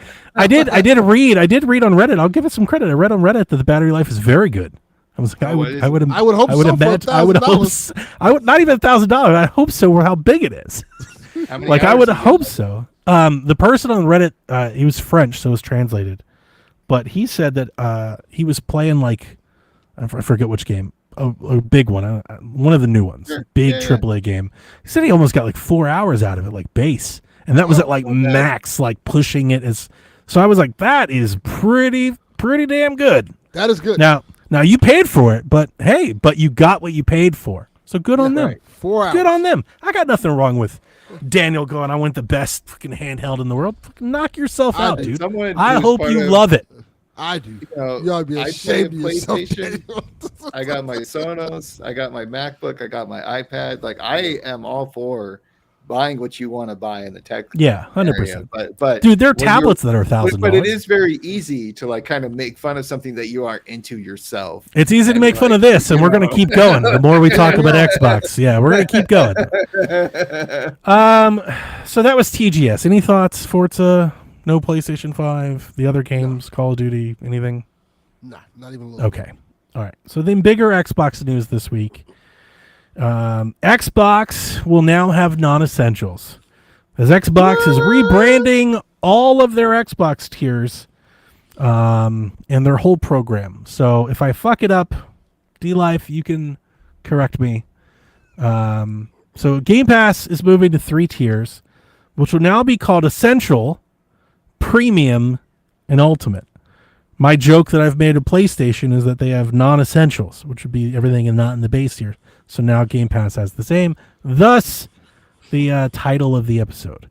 Correct. So anybody that was previously in Game Pass Core has been transitioned to Essential. Anybody that was previously in Game Pass Standard has been moved to what is now called Premium. And then Ultimate, of course, remains. This goes into effect immediately for new subscribers and on November 4th for current subscribers. So if you find any extra deals out there, I would hop in. If you love Game Pass, if there is any buy, get anything free deal for Game Pass, I would buy as many of them as I possibly could. Because everything you pay today will save you in the future. Because, of course, they didn't do this because they wanted to rebrand. They did it because they're raising the price. Ubisoft Plus Classics catalog will be joining the tiers today. So there's a bunch of new games that are out today. I'm not going to read them all, but it's all the Ubisoft games that you remember. So it's Uno, Rayman, Assassin's Creed, Far Cry, I don't know, For Honor, whatever their stuff is. Yes. And then Hogwarts Legacy I saw was I think that's a big one that they added to the service. All 3 tiers have some kind of access to cloud gaming. Obviously, you're paying for online multiplayer, and then I think they all have some sort of in-game add-on of some kind. I didn't write down all of the bullet points for each, because if you care about that enough, you can go look that up yourself. But essentially, they breaks down to this. The Essential tier is $10 a month, and you get about 50-plus games. One of the things that they did a part of this Game Pass plan is they've restructured Microsoft rewards around this. So the Essential tier, their ability to earn rewards are capped at $25 a year, and you get 1 times points for all of your purchases on games. The next tier, Premium, is $15 a month. You get access to over $200 games, but none of those games are day one. Except Xbox games will now come within a year of launch, except Call of Duty. So you won't get Call of Duty in the standard tier at all, even if you the premium tier at all. You have to wait, either for it to come after a year or whatever. So if you care about Call of Duty, you can only get it through the Ultimate tier. On the premium tier, rewards are capped at $50 annually, and you get 2 times the points for your purchases on games. And then we get to Game Pass Ultimate, which gets you 400 plus games, day one Xbox games, all the Ubisoft Classic games, all the EA Play games. Their big one that they're adding to this is Fortnite Crew. So I guess every, season or quarter or however Fortnite does it, you'll get a free battle pass and some V-Bucks to spend. That's just included in your subscription now. They're saying that the Ultimate tier will have 75 day one games per year. You'll get enhanced cloud streaming up to 1440p resolution in some games. Your rewards are capped at $100, and you'll have the shortest wait times on cloud gaming. I'm going to come back to that in a minute. The ultimate tier is going up 50% from $20 to $30 a month, or $360 a year. Xbox 360, baby. I was thinking the same thing, Delvin. I was like, there's a 360 joke in there somewhere. Let's go. If you're wondering about PC Game Pass, No, we weren't. it does exist. It's getting some of the Ubisoft classics, but not the whole collection, and it's going up from I think $12 a month to $16.50 a month. Daniel, if you could correct me or answer, because I didn't see this and I didn't care to look it up. Did they stop people from being able to sign up for PC Game Pass, or did they just hide it? Because I know the standard tier I think has PC games too. So I was wondering if are they moving people? Is the idea to move PC folks into the standard tier, or can you still sign up for PC Game Pass if you're a new That's a good subscriber? question. I don't, because here's what I do know: they have like hidden it, like in their graphics and their website. They're not showing PC Game Pass. They're not canceling. If you already were a PC Game Pass subscriber, they didn't take it away from you. They didn't shift you. I think you're still there. They just raised the price, but I'm wondering what the plan is for new folks. My belief is that PC Game Pass is still there. You can still sign up for it. You may just have to, I don't know, Google it or use the app. But it's going up to $16.50 a month. That's so weird because I use a PC for my day job, and I always get like little pop-ups like, "Hey, do you want to sign up for Game Pass?" And I swear I got one this week. But this might have been earlier or prior to the announcement of the changes that they made. I'll keep you all updated if I get the same, pop-up alert down the road. Sure. I hate this news for all kinds of reasons. But does it matter? I've told everyone, I feel like I'm beating a dead horse. Like I've already said all this before. Yeah. I think it's wild that they're including their rewards program as a part of a paid tier. At that point, it's not a reward. No. Just get rid of it and give me the benefit for the, like, I'm paying for the reward. What the fuck are you talking about? And they did mention multiple times in their cloud gaming about wait times. Wait times. If you're in the ultimate tier, you'll have less wait times for cloud. If you're in the premium tier, you may have wait. The standard, you'll have the most wait time. That's wild. That is they're cheaping out on server space. It sounds so. That's what GeForce Now does. The difference being is that's not their freaking model. GeForce Now has a free tier that you wait on, or you can pay to not wait. Yeah. Xbox has taken what was not a problem, and now they've monetized it. It's Fast Pass. Baby. My biggest issue with all of this is they're taking shit they used to give you, and now they're selling it back to you, and they're trying to act like it's a good thing. Yeah. It's not. I mean, isn't that what they were doing with streaming services like HBO and Disney Plus and stuff like that? Like they, it's like the drug dealer. Like we'll give you the first couple hits for free, but then but cloud hasn't even taken off. No. I mean, so that's the other part of this. We've talked about for years. Game Pass basically stagnated. I still don't think it's at 40 million. It's somewhere in the 30s. It's been that way for years. There's not a whole lot of reason to think it's gonna drastically go up. I don't think anybody thinks it's going to double. Like, it's basically the same. Call of Duty being included obviously didn't set the world on fire.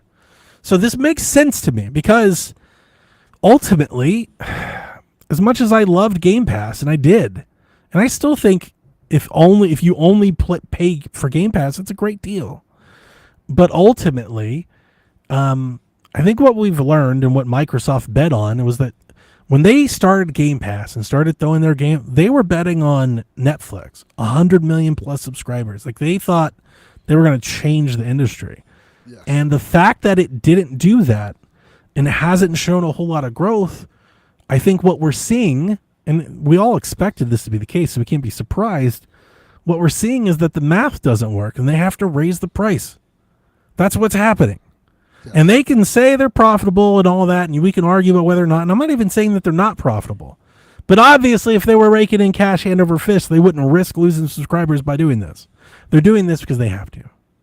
And I wonder, personally, I do wonder how much Call of Duty is a part of this. Because I get the sense that they didn't want to include Call of Duty. And really basically everything I read that was real controversial doesn't seem like it paid off. So, like, is this a big part of that? Because they don't want to go back on taking Call of Duty out? Well, and what's kind of wild, in my opinion, is that Call of Duty, I mean, how long is that high going to last? I already feel like it's on like the downward slope of the peak. But that's just my personal opinion. Yeah, I don't know if it's on the downward slope. I think it's just is Call of Duty still selling like gangbusters? Yeah, like yeah. that? Call of Duty is still like breaking records? It is. So if that is the case, then and you're offering the one thing that you bought as Microsoft that you want to make money off of, why wouldn't you add like more tiers to try to get people the premium content that you already own? Because it's just circulating money into your own pocket one way or the other. I also, the wait time, like, I don't know. So Fortnite crew, I think, is not bad. Rude points that out. I'm going to tell Jack, because I haven't played Game Pass in forever. I have no idea how long, but Jack does. Jack uses my account to play games all the time. I'm definitely going to tell Jack, make sure you're getting your free Fortnite cash or whatever. Like, absolutely. So that's cool. And there's a part of it that was trying to think, like, maybe that's a good thing. Like, maybe they're trying to go after people that don't buy games. Like, hey, we've got Fortnite. But then the question is, like, I immediately second guessed myself because I was like, but if all you play is Fortnite, why would you subscribe for that? Yeah. It's like, because if all you're playing is Fortnite, you're not playing the other games probably. So is the idea that you think you can get people out of Fortnite with this, but you're going to charge them $30 a month for it? I don't know. This brings up another question that I don't understand from just looking at the notes. So, like, what are the 50 games? What are the 200 games? What are the 400 games? Yeah. I mean, there's the Game Pass Ultimate's incredible. Is it like the 50 games are like the most new and relevant, or is it stuff that's kind of old? Their stuff, Game Pass, their lineup as a whole, I think I can safely say, correct me if you disagree, Delvin, Game Pass as a whole has much better, they have a wider selection of more prominent, newer titles than the PlayStation collection does. Correct. That is correct. But they spend money for that. Obviously, they have their own content, so that really is the bedrock. Gears, Halo, Forza, Flight Sim, Ori, Hellblade, all of that stuff is there. But their third-party stuff, especially with like EA and now Ubisoft Classics, they have a shit ton of stuff. You can play all the Battlefields and all the Maddens and all that. Like, they have a shit ton of that stuff.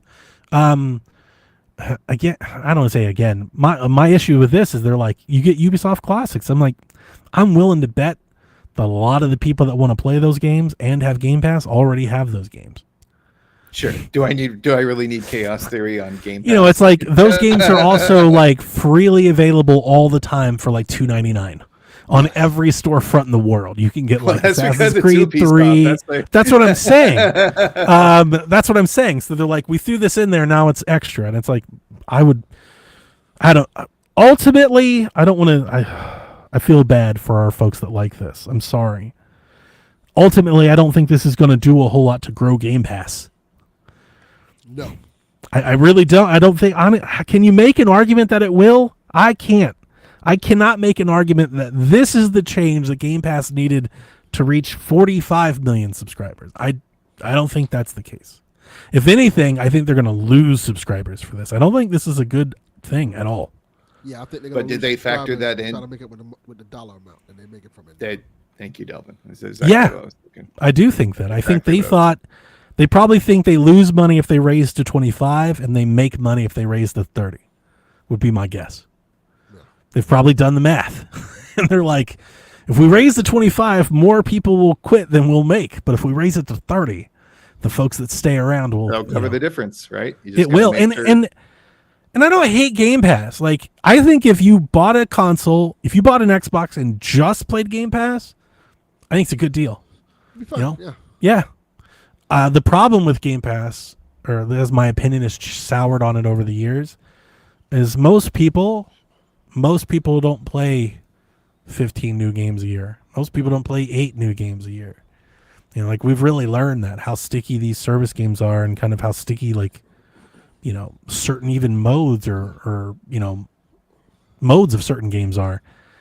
I just don't. I'm really starting to question the Netflix idea for video games. How many people want 400 video games? I don't know.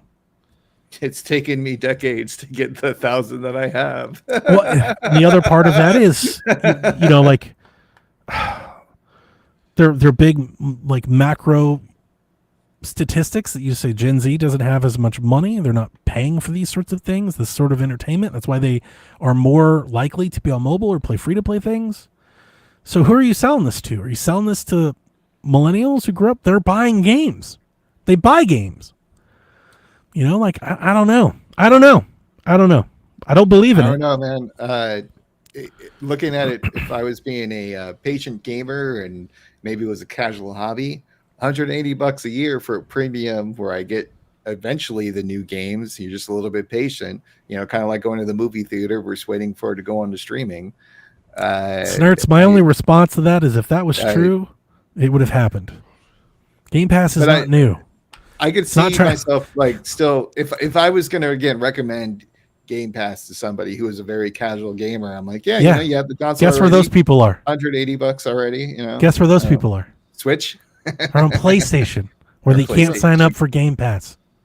Yeah, you know what I'm saying? Like it all kind of goes out the window. You get Game Pass on PlayStation, but it's $50. Hey, I'm not gonna lie to you. They put Game Pass, so that's the problem. Like with their whole strategy of multi-platform, that's the problem. Is that the whole idea of Game Pass is that it would bring people into into their platform. It would proliferate. If they don't have the people, then the only way to grow Game Pass is to reach more people. You got to get more subscribers because the more you raise the price, the less people are going to subscribe at this rate. They've not done anything to how do we get more players. They haven't done that.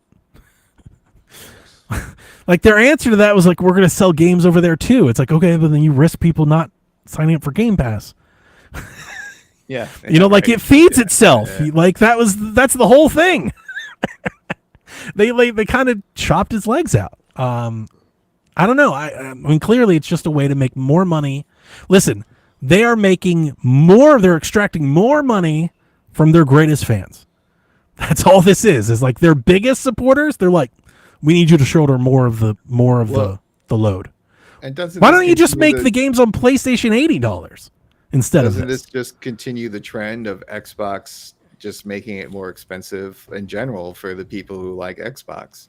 $100. It's $1,000. They're raising the price of the hardware. They're raising the twice price of the software. They've done it twice in like 7 months. They've raised the console prices. I think whoever's in like charge of the strategy is just kind of like, I'm sick of losing Phil money. Spencer. I'm sick of losing money on this stuff. You know, like Sarah Bond. Screw it. I don't care if we lose people. Let's figure out the math. Like, what is the maximum like amount that we can charge without losing enough player base to hit us in the red? Probably seems very cynical. I think most people, especially if they were willing to wait, I think, you know, like as two out of these three tiers make you have to do, I think most people would significantly save a lot less by buying the games they want to play than subscribing to Game Pass. Yep. Honestly, I mean, that is my honest belief. If you were to especially if they have Steam on their new like Rogue Ally X, right? I feel like Game Pass only really makes sense for like real diehards. Like I want to say me. I would like to say I don't know how much you fall into this. I think me and Delvin, diehards that are just consuming buckets of games. If you're not that person, in what world is this making sense? And also, you lose so much. I wouldn't say freedom of choice because there's 400 games. It's a lot of choice, but like. You're playing their day one games when they choose. You're playing their third party stuff when they choose to bring it in. Versus if you're just buying yourselves, you're playing what you want right when you want to. Yeah. You know, like there's stuff like that. I don't know. Feels like you have a time limit almost. I've really fallen out of favor of this, but again, that's nothing new, man. You know what was funny? I was hanging out with Sean over the weekend, and Ryan was there, and I don't listen to their PlayStation show, of course, because I'm not a PlayStation guy. But Ryan used to run their PlayStation show. He left the Xbox show for the PlayStation show. So I was teasing Sean, and I was like, yeah, we'll just get you over there on the PlayStation show. And Ryan, apparently that show quit, or he quit it or something, I don't know. But he was like, I guess you don't really listen, Donnie. And then the funny thing was like 10 seconds later, I said something about Xbox. I was like, oh, God, why would you do Xbox? He's like, of course you would, Donnie, right? I was like, well... somebody hasn't been listening to any of our shows Good job. for years, apparently, because this is not a new thing. If there's one thing that I learned about friends creating things, just always assume they're not listening to whatever you're making. For sure. And for you're sure. not listening to whatever they're making. Absolutely. I got my buddy it was Jeremy doing hilarious, the bass man. DJ stuff. He's like, "Did you catch my last set?" Fuck no, I didn't. Sorry, love you, brother, but I did not. Did you catch my last podcast? No, fuck. Why would I listen to that? So I had fun with Ryan, but What yeah, up, like Louie? my love for Xbox has completely died. It's the reverse. I'm now rooting against them. I want them to fail. Yes. Also, I am just so happy that I switched over to PS4 when I did. You're a smart man. Because I had I love the original Xbox. I love the 360. Just like the and I've just, for whatever reason, it was like my friends had more PS4s than the Xbox of that time, and I just moved over and I never looked back, and I couldn't be happier jumping ship at the time that I did. This is like the yeah, Louis did like that story, Donnie, about nice. the random shit. You got to stick around for the beginning of the episode, Louis. That's when Delvin and Donnie tell their wild stories from Georgia. This is like the fourth time Xbox has reshuffled what the tiers of Game Pass are called. Oh, really? Like, I'm so fucking sick Damn. of them doing this. Not just that, it's all this bullshit that they've been doing. Like, at this point, for the folks that are like really into this and eating all this up, like I question them. It's like, how do you have any faith in anything Xbox is doing? Anything at all? Like, is there any faith in anything that they're doing? That's what I don't like. People are like, you sign up for this today. It's like, yeah, that's what this is today.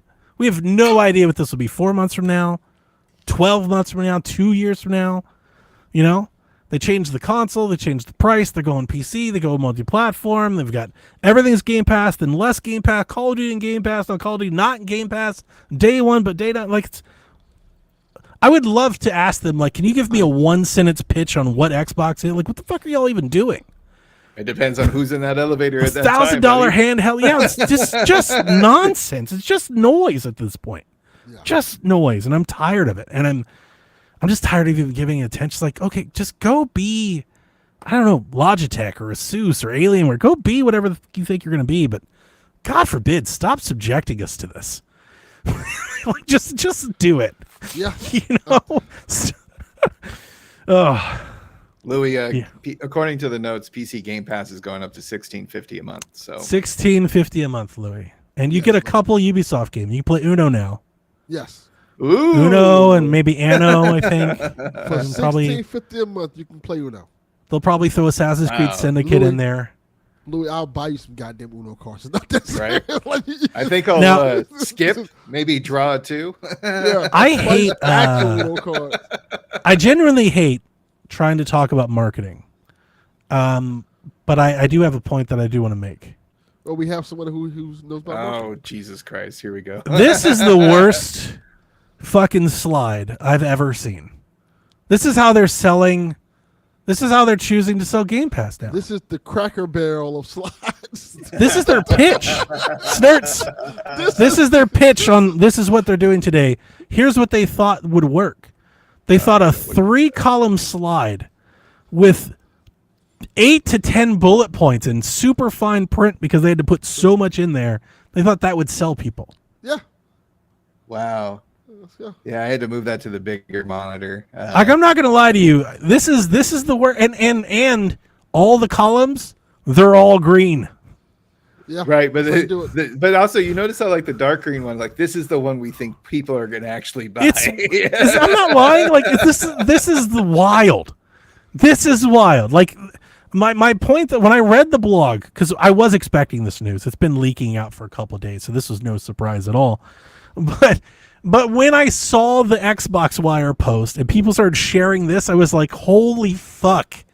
In what boardroom do you sit anybody in and you put this up and we're like, this is what we're going with? Like, no, No, You we're know what it not. reminds me of is when I was like looking at the Verizon website and I'm trying to figure out what package suits my mom and I best for the cell phone plan. You know, you're I kind of like, want- well, you have these tiers, and then there's bullshit and fine print, fine print, fine print. This is the point, D-Life, I was just about to make. I think AI would be better at this than this.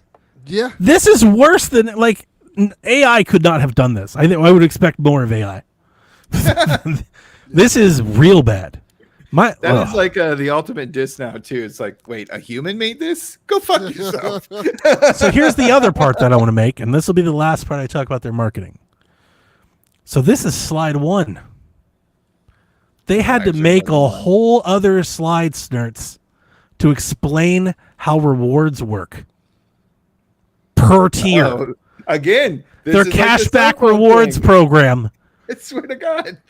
I think if you're ever to a point where you're like, we need a comparison chart for our worth, abort. Like that is a like you're going down, you've ventured down the wrong path. Stop doing what you're doing. But I think PlayStation did the same thing as far as showing the tiers and what's available and what's not. Nah, son. That is Just a pretty the common worst. tactic to like have like, oh, we have a 3-tier plan. You know, if you sign up for Disney Plus now, you get like Hulu, blah blah blah blah blah blah blah. And I gave them shit about all that too. Putting your old trashiest PS2 games that you have to stream in the cloud as the most expensive option was wild. Oh yeah, no, that was so dumb. It's Like why people signed up for that blows my mind. Real bozo dumb shit. But But None of this yeah, surprises me so anymore. that's what who Xbox wants is to play doing. GTA from a top-down perspective? I'm not going to lie to you. I think it would have been a lot better for Xbox as a whole if they just charged more for their games than this. This is not good. I don't want to speak like we know anything about samples, but I will share my browsing experience. I've seen 3 positive reactions to this news out of thousands of impressions.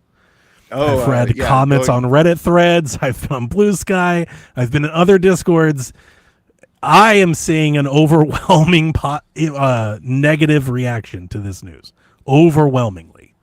My 3 social media poisons of choice is Twitter, Threads, and Blue Sky, and it's been a mix of like current politics and Xbox bullshit all day long. Yeah. Like just people are, like, what people are are we doing? big Why are we mad. doing this? This is So, bad.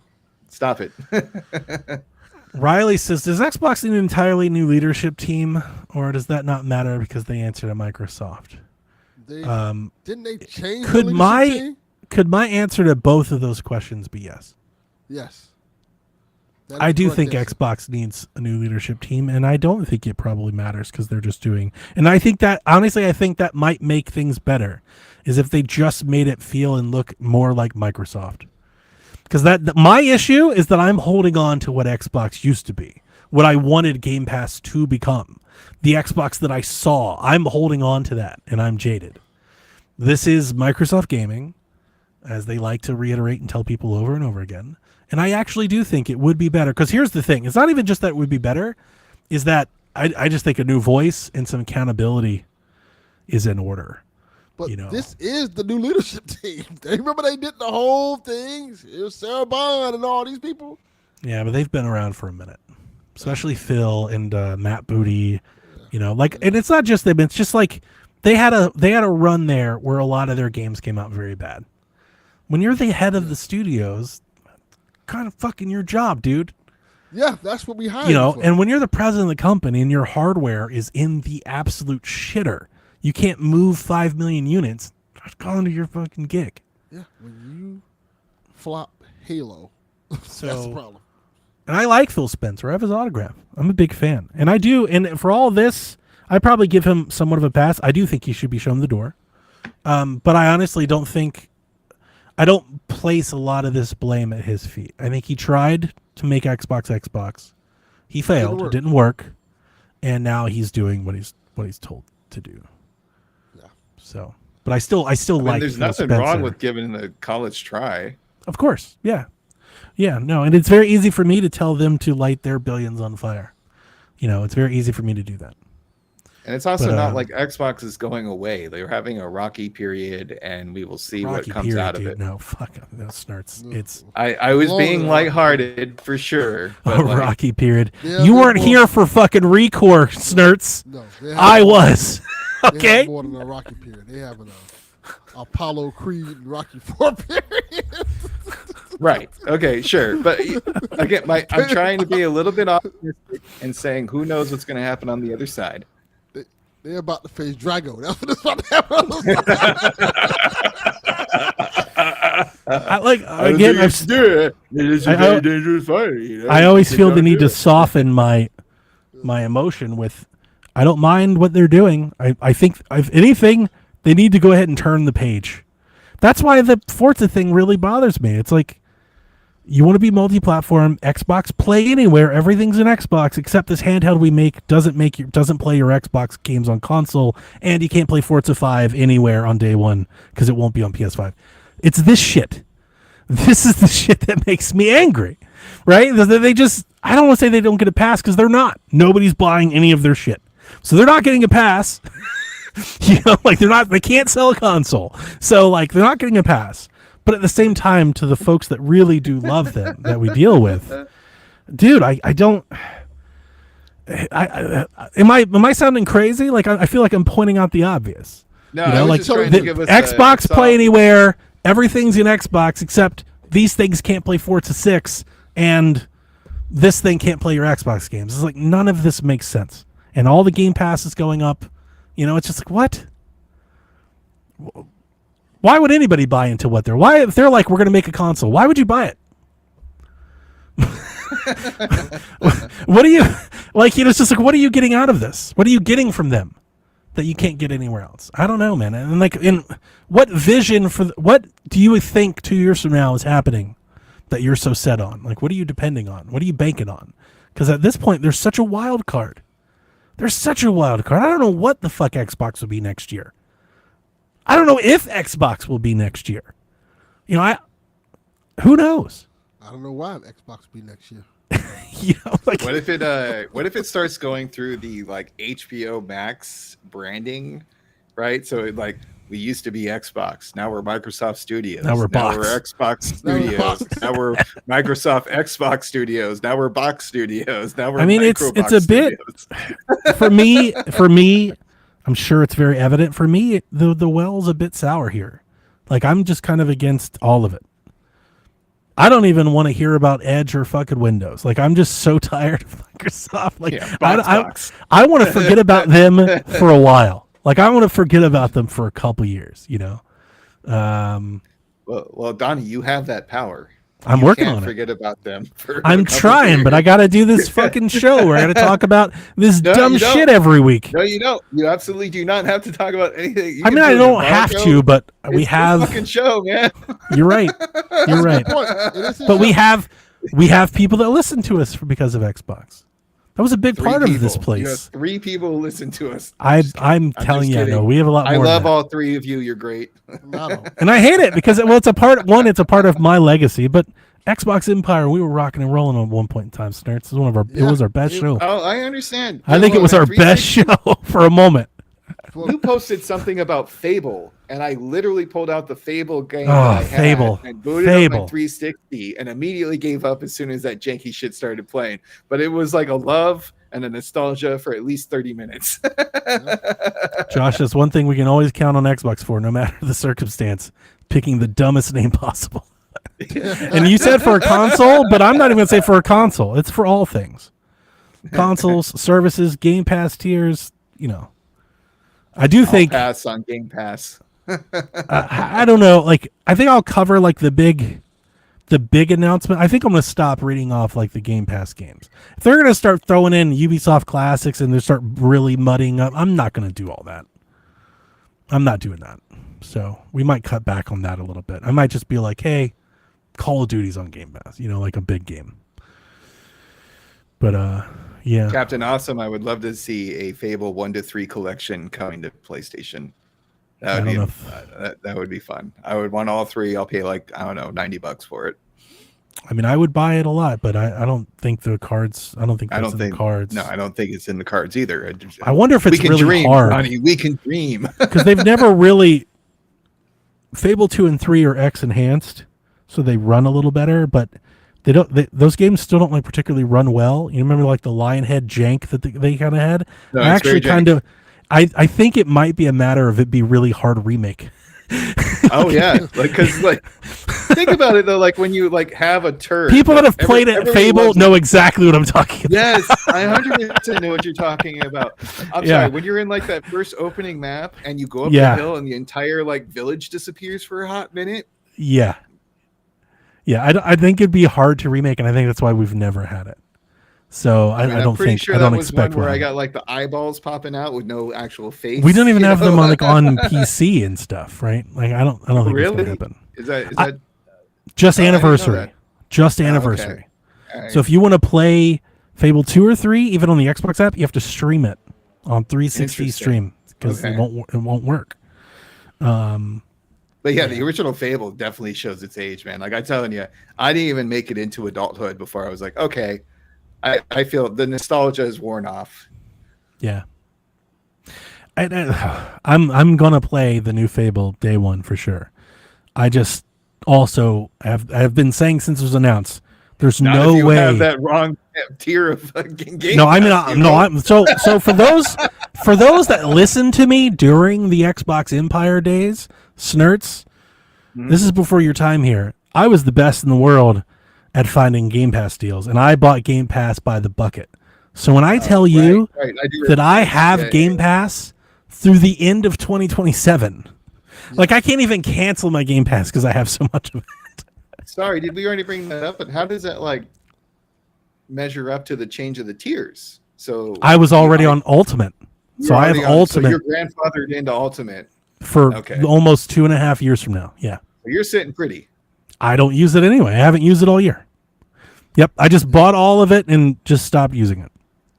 I haven't played a Game Pass game this year, I don't think. I can't remember if I did. I feel like there's one I'm missing, but I don't know. I don't think I've played a game on Game Pass this year.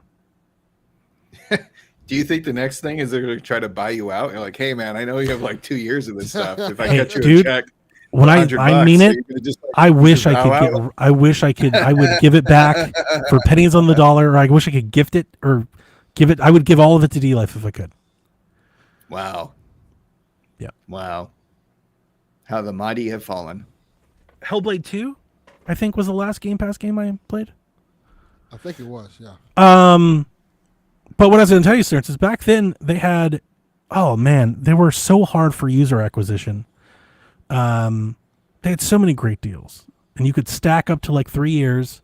And they frequently, for a while, they were selling buy one get one or buy one get two. I think we're even having buy one get three deals back in the day. And every time, I'm telling you, I would drop hundreds at it. I would buy. I had so many code starts. So we did Extra Life one year. I was handing out Game Pass codes. Nice. Very cool. Last year I sold. No. I mean 2 or 3 years ago now, I sold 20 codes of Game Pass that I couldn't use because I was already at the max. I was just selling them to people like black market. Do you want some Game Pass? I got the hookups. But again, this just reminds me of Disney Plus because I signed up and I got, I think you paid for 1 year and you got 3 total for the initial offer. And then all of a sudden now it's going to be up to $18-20 they're talking When about they introduced when they introduced Ultimate, you could upgrade all of your subscription for $1. So I maxed out all of my subscription and then I paid $1 to upgrade on top of that. So Wow. so for the people that listened to me then, they're good. Rude. Rude's I don't give a fuck. They can raise it as much as they want. I am good. And I get it. Yeah, you should be. I would be in the same boat if I had it for fucking pennies on the dollar. Yes. But see, the part of me that worries about that is they're counting that into we've got Game Pass subscribers. We've got them. We've got 35 million of them. I'm like, you're on borrowed time.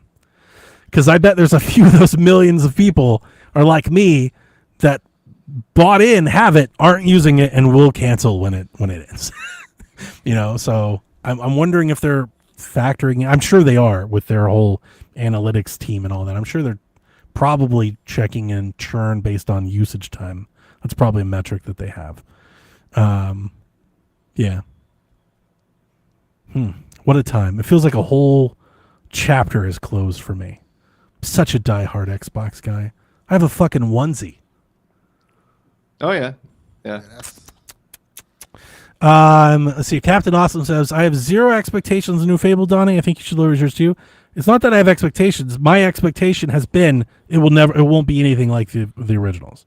Yes. I've been saying that in Fable Reddit for years. I've been trying to tell everybody, like, you need to let go of anything that you associate with Lionhead because it won't be the same. It will not. So it's just got to be. It's going to be something it's new. also, for any franchise that old, it's not going to be the same. True. I just feel like the whole vibe will be different. You know what I'm saying? Is it going to lose its whimsical charm? Yeah. Or I don't even know if it'll lose it. It'll be different. It'll just be It different. may have whimsical charm. It'll just be its own. It won't be like what it is before. Didn't the second one open with like a bird shitting on you? Like, Yeah. And I honestly feel like if there's new people doing it in a modern time, I feel like any attempt to recreate that, I feel like might land flat too. It's a different time. Or it could be like Not 2007 anymore. It could be like the more recent Naked Gun movie that actually kind of hit the same notes and was, referencing the old. That's true, hopeless optimist. That's true, game of the year. There you go. Nice. But I don't think so. Josh says, so it's Donnie's responsibility to review Call of Duty game. Absolutely not. I don't know what happened. I feel like I've fallen out of such. I played every Call of Duty for years, and it's not just Call of Duty. I just have zero interest in that, Battlefield, like anything. I don't know. And it does feel not like even paying attention. Shooters have kind of hit a rut, right? Like it's the same old thing over and over. Like I'm looking at them, like and look, we talked about this last time you were on, but like the same thing. The season passes, the trinkets, the things you're supposed to, like the constant, bro. Like I'm just like, just shut all. I'll play Doom. Never mind. It's all of it. Yeah, I'm just not interested. Yep. I feel. I want to go out on a limb here. I feel like I did that with Resident Evil. Shortly after Resident Evil 4, like I went through a period where I was like, I think for a time I actually probably thought I was done playing Resident Evil. And then they had to get me back. You had a little bit of that with 8. Yeah, for sure. That with 8. I remember that. So like, and I never played 6, and I fell off on 5. 5 was what started it. And like, yeah, there was a whole period where that happened. I feel very similar right now about those style of games. Like at the moment, if all they're focused on is multiplayer and battle royale and season pass, I'm not interested. Like I'm just kind of not interested from the jump. I don't even care. Let me know when you want to make something different. Is kind of where I am with kind of all of that. Let me know when Space Marine 2 Call of Duty comes out. Then I'll pay attention. Let's see here. Any other chats? Rude says, I bought Game Pass codes from Donnie. See, I was unloading Game Pass codes like on the black market. Like, who wants them? You get a code. Every time they raise the price, I was just like, hey, I've got codes. I funded my N64 collection off Game Pass codes. Game Pass dealer, baby. I sold my Game Pass codes and I bought all of those and my Ally. That's how Grouchy bought my Ally. I was like, Grouchy, you want an Ally X on the cheap? $500. He's like, what do you get into? I got to buy Japanese N64 games. I got an itch that needs scratch, man. Like the Dave Chappelle character, he'd be like, hey, man, I got them codes. I got them codes. Holy shit. $1,000 handheld, $300 game pad. Like, all right, how about it? If we were doing a merch store, we would definitely have a T-shirt and hat and bumper sticker that says the price of the brick is going up. For sure. I feel like that's been like our motto since I've joined, to be honest. Because since you've joined, that's all the industry has done. Is that right? Yeah. We should get that on a shirt. I'd price buy of the a brick shirt. going up. Sure. It's just like a Why not? console. Yeah, that's pretty good. I think people might buy that. And they play some video games, I just feel like, man, again, I don't want to just keep again. Good beating call, that horse. Riley. I've got codes. I got codes. In different Area codes. Area codes. Codes.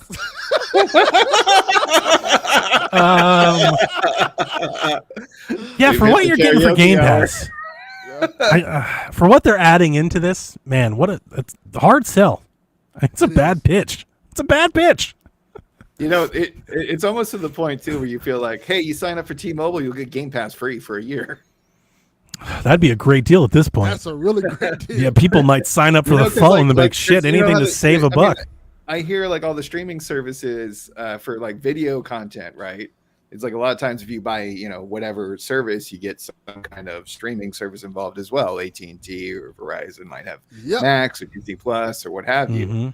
Mhm. So I wonder if like this doesn't pay off, all of a sudden you see like Mint Mobile with Xbox. So my pitch for years has been, you use Xbox Cloud Gaming, you strike a deal with Netflix, PlayStation, Nintendo, you put cloud, only the streaming, not the games. You don't want to fuck with the store, the 30% or anything, just the cloud streaming. You put that on other consoles, you put it on TVs, you find a service, and you start, that becomes the way to monetize new player. Like, they need to reach new subscribers, and not just people to play it. They need to reach people that'll pay to play it. Yeah, So honestly, pairing I- on to Netflix, like going to Netflix and getting a deal where it's like, hey, we'll put Game Pass in, you know, your premium tier of Netflix if you give us a half or a quarter of that, probably a quarter, probably less than half. Netflix got a shit ton of people. Going to like PlayStation, hey, we're putting your games day and date here. We want to do just cloud gaming, right? Do the same thing for Switch. That reaches new subscribers. I was The thinking answer, the exact question same that I've had thing. for years for them is, how do you find new subscribers? They've yet to answer. They're still not finding new subscribers. One of the things that always came to my mind is watching Clueless Gamer, and they were touting the Xbox Game Pass on a TV that was already built in. Sell an Xbox TV. I think that's Yeah. why they should have made a dongle. Like Not because the Like a dongle. like seriously though, like you can sell like a $500 like 15-inch TV that comes Yeah. with a Mhm. Xbox controller and Yeah. 1 year free subscription to the base tier. Yep. Maybe with a coupon or a code to upgrade for 3 months to the ultimate tier. Correct. Um, And they I- have that with like Samsung, but most people, you wouldn't know it, right? Nobody Right. knows. So the point that I was making with their streaming stick, because there was a period in time where they were R&Ding a streaming stick, I was always saying they need to do the streaming stick not because of the product is going to be like a great thing. It's for the awareness. sure. Like having it out there, having people see it. Let's say it's $50-$60. It comes with a controller. You get a little Roku, right? It's built for it. Yeah, you package it right, you know, You- has it right it there. becomes Delvin and I, it becomes Yeah. stocking stuffers, becomes gifts. People talk about it. They say, That was a great idea. yeah, they just wouldn't do it. They were like, we put it on the Samsung app. Like, nobody ever looks at the app store on their Samsung TV. The fuck are you It's talking like about? the same idea of like a Roku, right? Or some other Correct. kind of like Yeah. yeah. Yeah, why not? Mhm. It's so weird because I feel like Xbox is in this moment where they could actually like throw some shit against the wall and see if it sticks and kind of really go out there because they have like the software and the hardware and everything else already out there. It just seems so scattershot right now versus like focused on something. And I do wonder like if we're going to be talking like a year from now, like what the fallout is. I don't know. You know, like what's gonna remain. Remains to be seen, Snurts. Remains to be seen. Yeah. And I can't wait to play Halo on my PlayStation. $1,000 Xbox ally. Ubisoft and Tencent, we talked about it. They spun off a subsidiary, the appointed people, Yves' son and whatnot. They've officially named that today. Their new studio is called Vantage Studios. Yeah. Like the name. That's boring as hell, isn't it? Like if someone says like Vantage Studios, like what comes to mind at first? Nothing. I don't have any. know. That's exactly what it sounds like, and I think that might be the point. Because the whole part of this was the idea of them spinning off a subsidiary, I think, was to essentially, they know the Ubisoft name, like the brand, kind of has like a taint to it, so they're trying to like, I don't know, mask that in some way. But anyway, this new subsidiary publisher, I don't know what studio group, will be their Montreal, Quebec, their Sherbrooke, Barcelona, and Sofia studios. And they will oversee Ubisoft's 3 biggest IPs: Assassin's Creed, Far Cry, and Rainbow Six. Tencent holds a 25% stake, and they serve as an advisory role. They will have a vantage point for their 3 biggest IPs. There you go. Snurts nailed it. So You're welcome. Get excited. That's what I'm here for. Other headlines this week. Avalanche has closed its Liverpool studio following the closure or the cancellation of Contraband. They've also reduced their workforce at their Malmo and Stockholm studios because of this. So, yep. Rock Band 4 to be delisted October 5th. It will be officially 10 years old on October 5th, and all of their licensing ends that day. So if you do not own Rock Band 4 and you ever think that you may want to play a Rock Band or Guitar Hero game, I would advise you right now to secure a copy of that game. And if you plan on buying it physical, go ahead on the store and buy any of the DLC that you could want. Because once it comes down, that's it. You are, at that point moving forward, you're either buying old games or you're playing Fortnite Festival. So if you want any, like, that's the whole point of the whole existence, the only point of me having an Xbox console today is that game. My Xbox console is merely a Rock Band 4 machine. And because also, I have like $500 invested into that fucking game. Licensing is expensive, and they will not renew this. It is now or never. Well, because didn't Epic bought Harmonix? They're doing Fortnite Festival now, right? Or was that Apple? Somebody bought them. Was it Apple? I don't remember. Somebody correct me. I'm just making an assumption Harmonix that, got bought by somebody. I'm just making an assumption that every single sound, music, a song on that platform involves a licensing of some sorts, and those are very detailed, very hardcore contracts. And unless they're coming out with a new game, this is it. So heed the warnings of Donnie and get it while you can. Did you ever play it? I was a Rock Band original fan on the Wii. We used to actually have Rock Band karaoke parties at my apartment back in the day, which were a lot of fun. But I was never like a hardcore player. It was always just kind of like a group activity of sorts. Rock Band 4 had over Rock Band 4 had over 3,000 songs. Wow, that's a ton. I was just there doing Jethro Tull's Aqualung over and over and over. It was a live service. It was a live service Rock Band game. They supported that game for like 6 straight years. They had song drops every month. Every month they used to share the YouTube videos, and every month they would have like a whole new, like 5 to 10 songs that you could buy on the thing. Is that the pinnacle game of the genre? Yes, which is that would be my especially because it's the most modern, it's the most up to date, it has the most support. You can buy third-party guitars now. Cracked make one, like I have the Power A or the PDP one. Like, you can buy new guitars. So if you grew up loving this game, if you think you may be nostalgic for it, you are on the clock. You have 4 days, because here's the thing.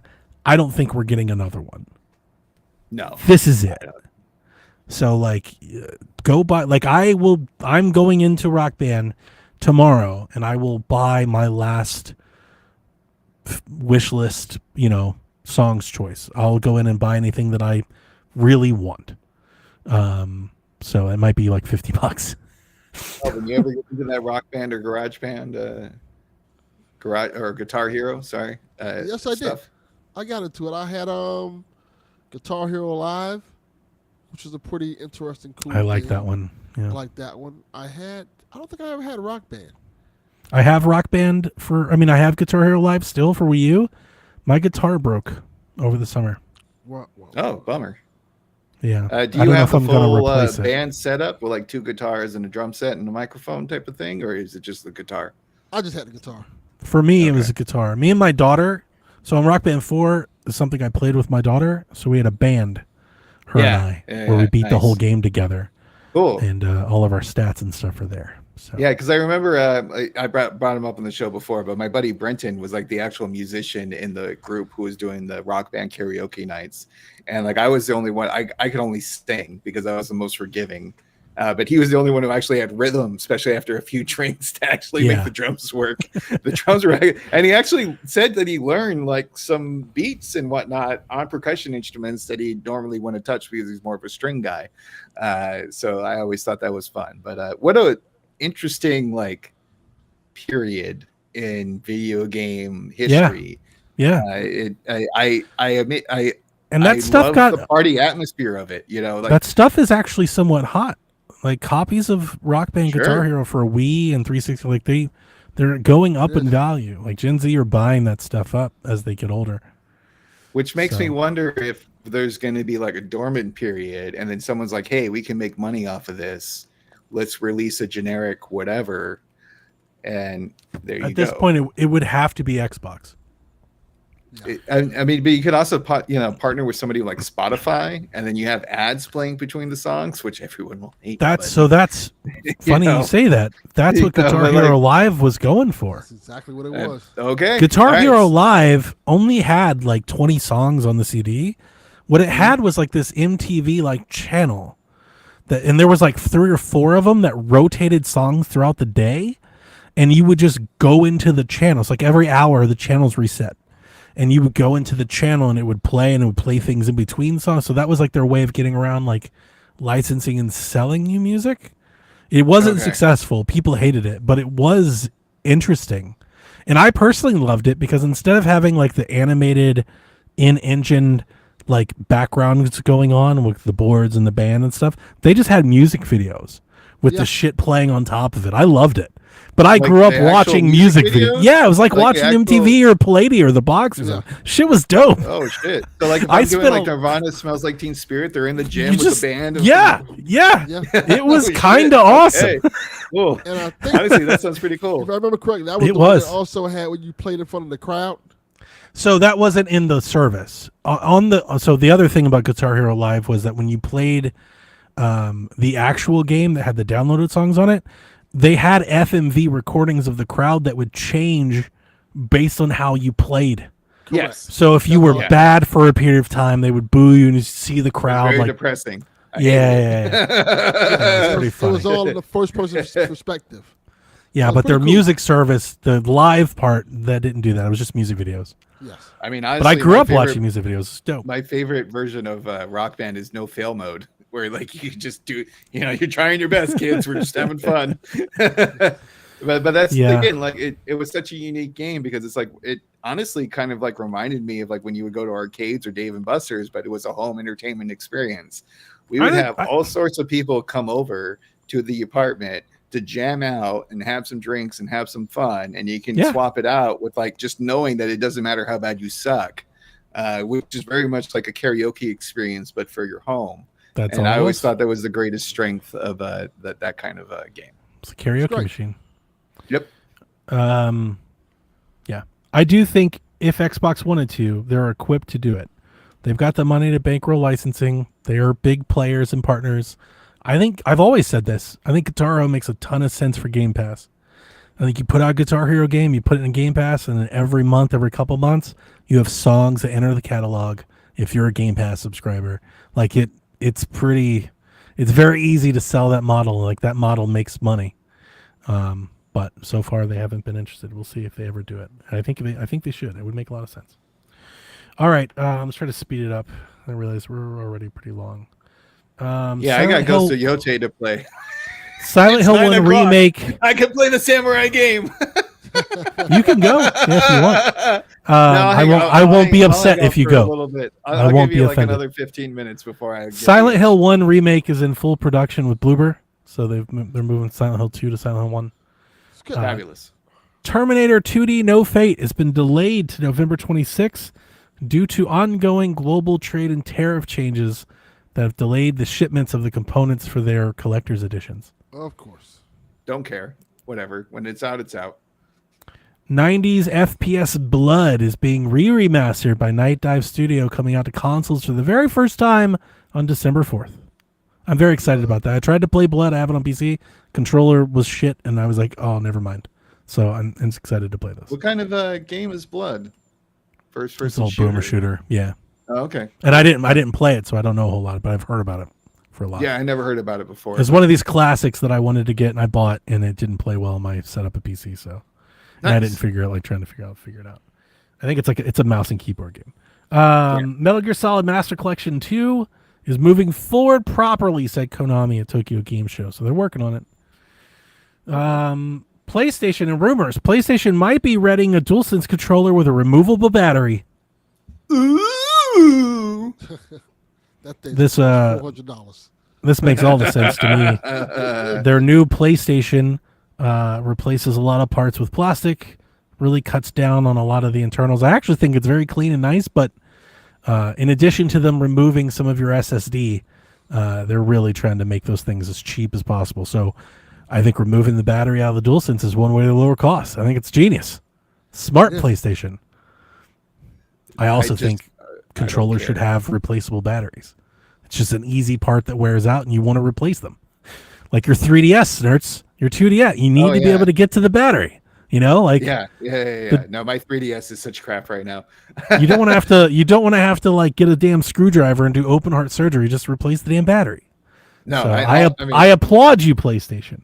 if anything, it continues their smart trend, because I remember on my PS4, I replaced the hard drive to get a little bit beefier memory, right?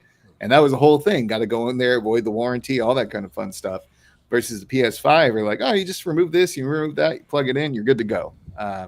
But I also have a very small apartment, and so I do not mind having the USB cable like from my PlayStation to my couch. It's not that big of an inconvenience.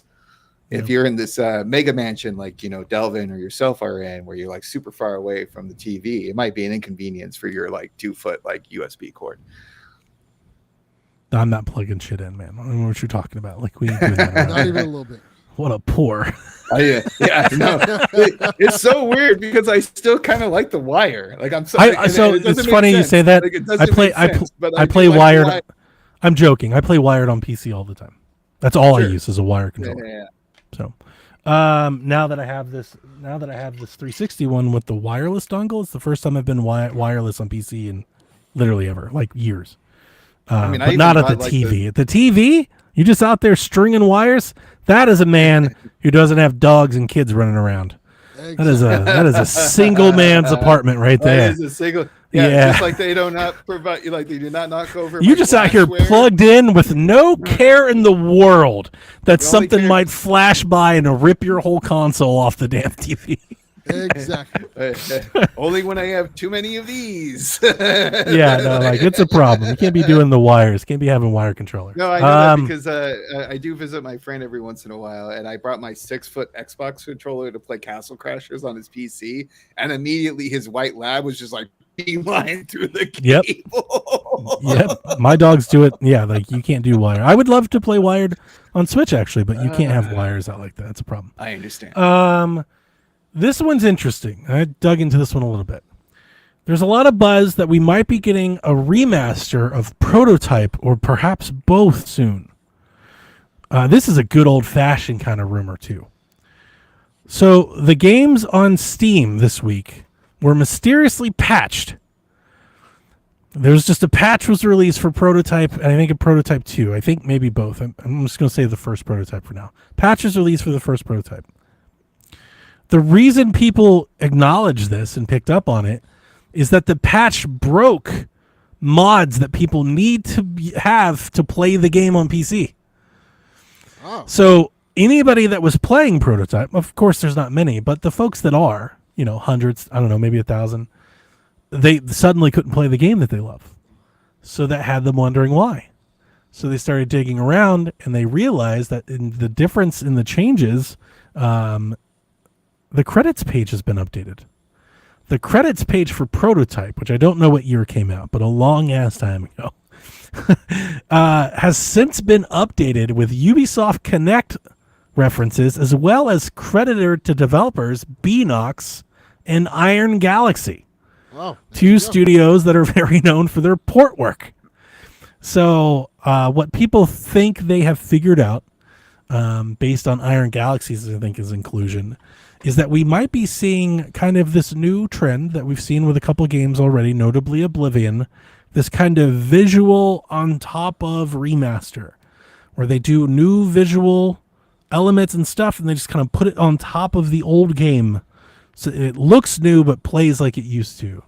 Like and then the Deus Ex that we were talking about the last time I was on. yeah, a little bit more than that, right? With Oblivion, right? Like a more of a remake, like visually, but yeah, Okay. it basically plays the same. Here's a war. I think Prototype is a great game for this, if this is true, because that's a I agree. super fun, Infamous-like game that I think Xbox fans would be like really into playing right now, even PlayStation fans. So I think that's a good choice for this. And it's a 2009, the first Okay. one. If we get Yeah. more of this, this is where perhaps something like Fable gives me some hope. Oh, I wonder, see. could they do something like this for Fable and pull it off? Like, what old games can they do? This is not what I expect Halo to be. Like, I think they're remaking Halo in Unreal Engine 5. Shut up, Riley. They're not bringing back Concord. Absolutely not. Sorry, brother. But yeah, some of this old stuff I think could be cool, and I want to see a trend like this. I will definitely support a Prototype remaster. I'll do that. So is my memory off? But wasn't Viva la Game Prototype Pass. supposed to be like a Hulk game originally, but they lost the licensing, and then they eventually made it just what it is today? I don't know. That I sounds just about right. found out about Prototype like It 3 does years play ago. like a little bit like that. Oh, really? game. Oh, wow. Yeah, no, it's a new thing for me. I didn't even Oh, know I what was it was. playing. I was playing Prototype day one. I didn't figure out it what was- Prototype was until they bought Activision. That's when I was like, oh, what's Gotcha. Prototype? Yeah, people You are know, like, it's a fun game. if they like, buy very- Activision, can very they bring big open Prototype world. back? I always Oh, thought yeah. like Prototype was kind of like the infamous, like kind of second cousin type of thing. Yes. I think They Infamous came out was close more to each other. favorable. They did, yeah, and it was about the same thing with the protagonist, with lots of very movable open world mechanic, with like over the top violence and crazy power sets. That's how I found out about it on our podcast talking about it for all these years, and everybody knowing my love for Infamous. Like when the whole Yeah. Activision stuff came up, people are like, "Have you never?" I remember, like I think it was Josh and Dev. Like, you never played Prototype? Like, you Which is love interesting. Prototype. Because I've never played Infamous, but I played the shit out of Prototype. So So and we're I the are kinda opposites. Like, there we go. Yeah. Yeah. I did play Prototype for about 3 or 4 hours. I did enjoy it. I would like to buy and play a remaster for sure. But at nowhere was I like, this is awesome like Infamous. I wasn't that close. No, and it's a game that it's almost like the old school like Sega Genesis and SNES area when it becomes like overly complicated and hard to beat the game. It starts off as fun. It's I guess the cliche of it's easy to like get a hold of, but like very hard to master. I mean, yeah. It was pretty. I just wasn't as into the characters and the stories like I am Infamous. Like Infamous, I was into what like the backdrop, what was going on. With Prototype, maybe I just didn't play it long enough, but in my time there, it was just a bit. It was like GTA to Saints Row, similar but not the same. Yes, that's a good one too. That is And the perfect way also, to describe it.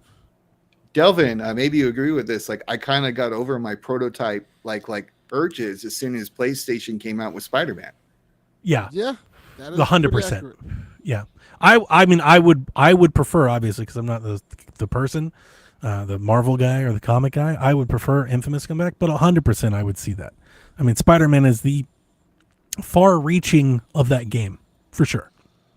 Yeah, but it was that, and man, I hope I'm not too off with that, but that's why I brought up the Hulk thing too, because it does feel like both those games, Infamous and Prototype, that you're just like this superhero, and you have these like ridiculous power set, and here you go. But anyway, with that, I'm going to bid you all farewell. Have enjoy fun. the rest of the podcast, and I'll let you know how Ghost of Yogurt is shortly. Golf at Yote. Go have fun. Yeah. Yep. Thanks for hanging out, guys. Talk to you later. Later. ya. All right, All right, Delvin. let's get to this Show's all Rude Days yours. segment. Okay? Mm-hmm. The Rude says Ghost of Yote comes in at an 87 with the line at 87.5. Damn. What a great line. The Rude and Donnie both get it right, making the score the Rude 2, the Donnie 1, the Delvin 1, and the Devin a big old goose egg 0. Suck it, Dev. All right. This week's over and unders. Over or under 80.5 for Battlefield 6. 24-42 came in at 68, while Battlefield 5 scored an 81. The Rude thinks over. What do you think? It better be over. It better be over. If it's not over 80, boy, are they in a fucking... It's worse than I thought. Yeah. If it's not over 80, boy, them Saudis they're will in be asking trouble. for a refund. They're in trouble. Doesn't mean it's gonna be bad, but like with everything they've put, like they have every fucking like all of EA is on Battlefield. Like Yes. if they can't make a game better than an 80 for everything they've put into this, then just what are we even doing? Close up shop. Yes. I think a big part of them being bought for $55 billion is probably because Battlefield's going to be a hit.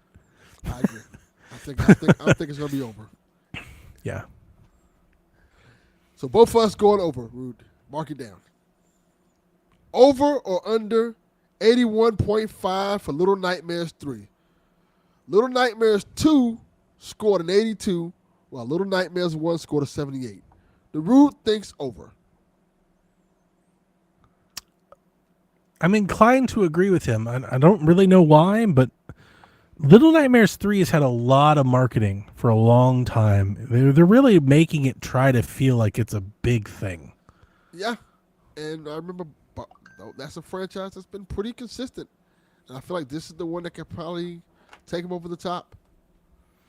And I played a little bit of part 1. I like what I played of it. That's one of those ones I want to really get into. 2 looks very good. So I'm gonna go to over. You're over 2, right, Donnie? Yep. Okay. All right. It's question time. First question.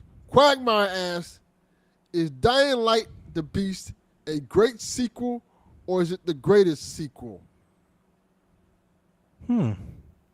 It's the greatest Dying Light sequel. That is a good answer. I was going to say no, because it's not the greatest sequel, because you have Breath of the Wild, no, Tears of the Kingdom. It's the greatest Dying Light sequel. Yeah, that might be the answer. It's the greatest Dying Light sequel. But yeah. Another question from Quagmire is, so it comes down to, so it's come down since the 100% Metacritic high, but is Silk Song really that good, or is it just enthusiastic reviewers who are selected to review the sequel to arguably the greatest Metrovania of all time? I'm beginning to think game stores just need to be thrown out. Thoughts? What do you think, Devin?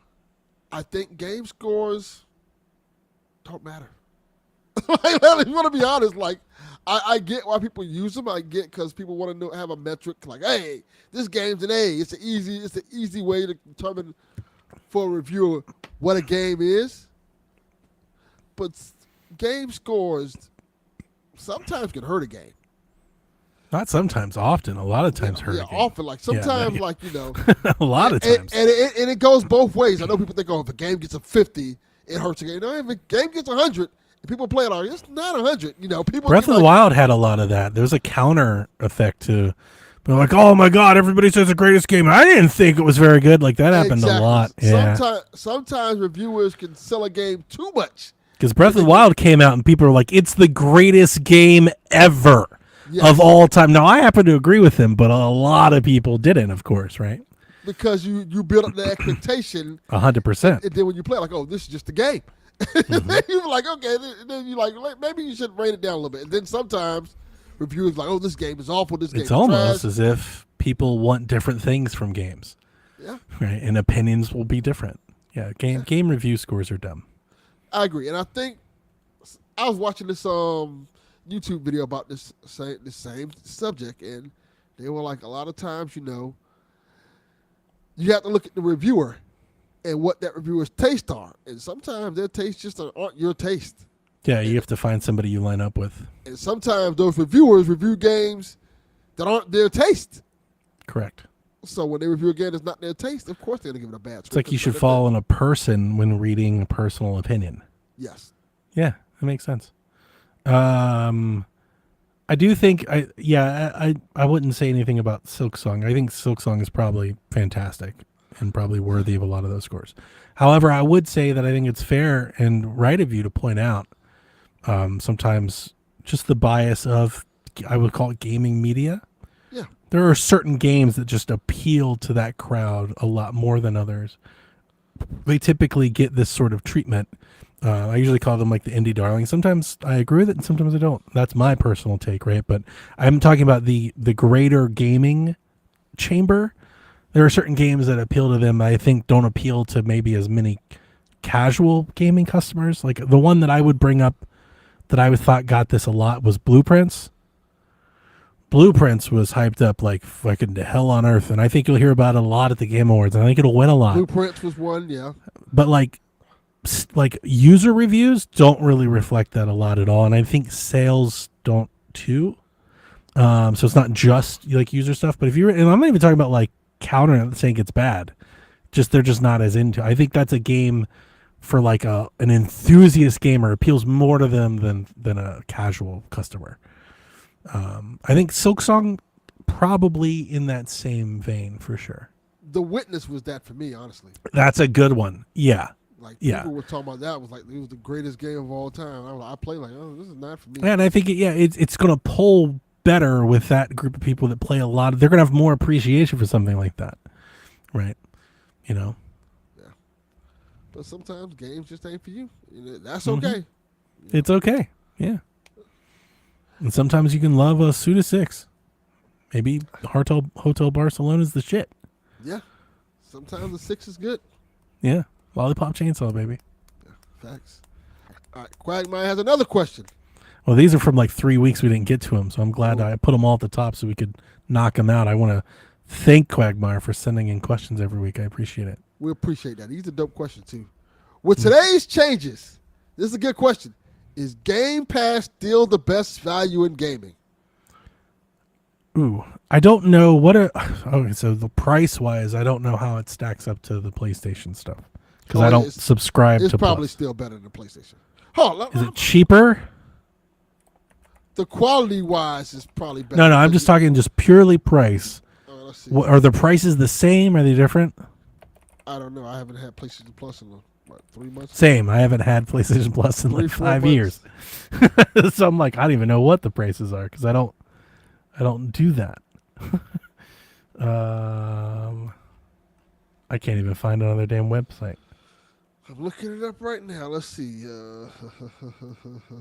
I can see I have a chart of different tiers, but no prices. Okay. I have. Okay, now this is Essential is $79.99 a year. 10, 15, 18. Oh, okay. So no. Then no. My answer is no. Sorry, Brood and D-Life. You're not going to like it. I'm looking at PlayStation Premium. That's the most expensive tier, right? And it's cheaper. Yeah. That's $17.99, and it's $160 a year. That's $200 cheaper than Game Pass. Yeah. And I think, even without day one games, PlayStation Plus has had a decent lineup of games. We've talked about it on our podcast. They get a lot of bigger third-party games. They come after day one, but you're getting a lot of them. Correct. And you're still getting day one indies. Like you guys got that Journey game that I want to play. That was in PlayStation Plus day one. No, I don't think so. I actually think the PlayStation Premium tier is probably the best. And you get movies. Do you really? Yeah, Movies? they have a Sony Pictures catalog. They have a little app they get put on there now that you can go look for free movies. I mean, ultimately, what it comes down to, and you get cloud streaming and you get game trials. Yeah, that's tough. If I was buying one, I would buy that one. Now, if you really care about Call of Duty or Fortnite, this might just be where are the games that you want to play. If you want to play those games, maybe you'll pick that one. But I mean, just for what you get for the pure price, and it being $200 cheaper, yeah, I'll take that one. Personally, I agree. I mean, they've got Spider-Man, Cyberpunk, UFC, WWE 2K25, Ghost, God of War, Hogwarts, Mortal Kombat, Death Stranding, Far Cry, all the Ubisoft classic games. Yeah, I would do that. Yeah, I agree. All right. Hey, Riley says, do either of y'all order the Mario Galaxy collection? I completely forgot about it. I ordered it. 100% I did. I can't wait to play Mario Galaxy 2 again. So I probably excited. can order it tomorrow. Josh points out you can usually get $60 on Black Friday. I forgot because PlayStation sells the annual subs. They do still discount those, right? Like every Black Friday. So I probably can get that Black Friday, yeah. You can't do that on Xbox. You can only buy in 3-month increments and like month increments. You can't buy annual. You can't bulk. That is terrible. Do you know they're 3-month? It's a game now. It's $60 for 3. They're $70, but it's so damn much. Yeah, that's a lot. That's crazy, man. For Redfall and Avowed.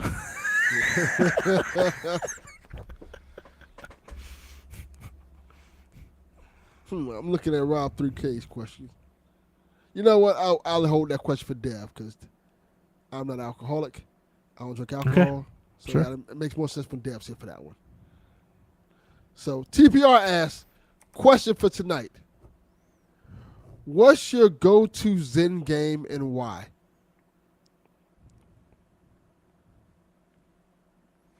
I have a bunch. You you name some.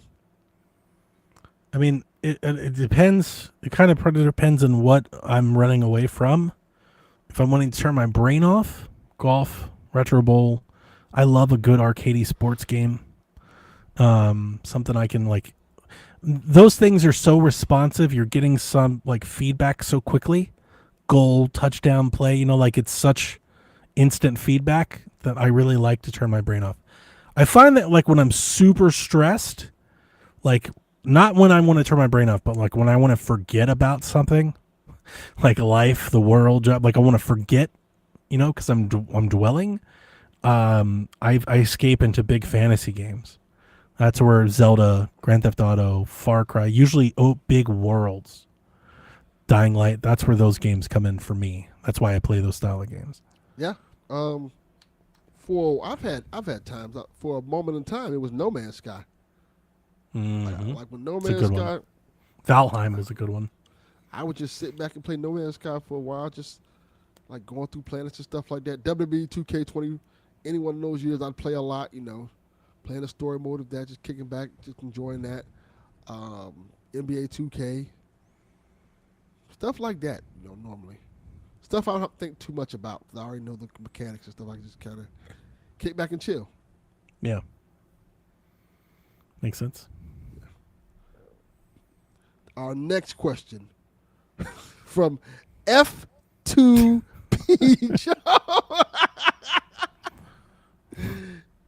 In honor of Xbox recent decisions, what wrestler had a similar fall from grace like Xbox? Do y'all really want to hear my answer? I love it. Is it Tessa? That's a good one. That's a Tessa good one. Blanchard. That's a great one. How mean do I want to get? Matt Riddle. That's a really good one. I'll tell you the one that I think of that I don't think you're gonna like. Okay.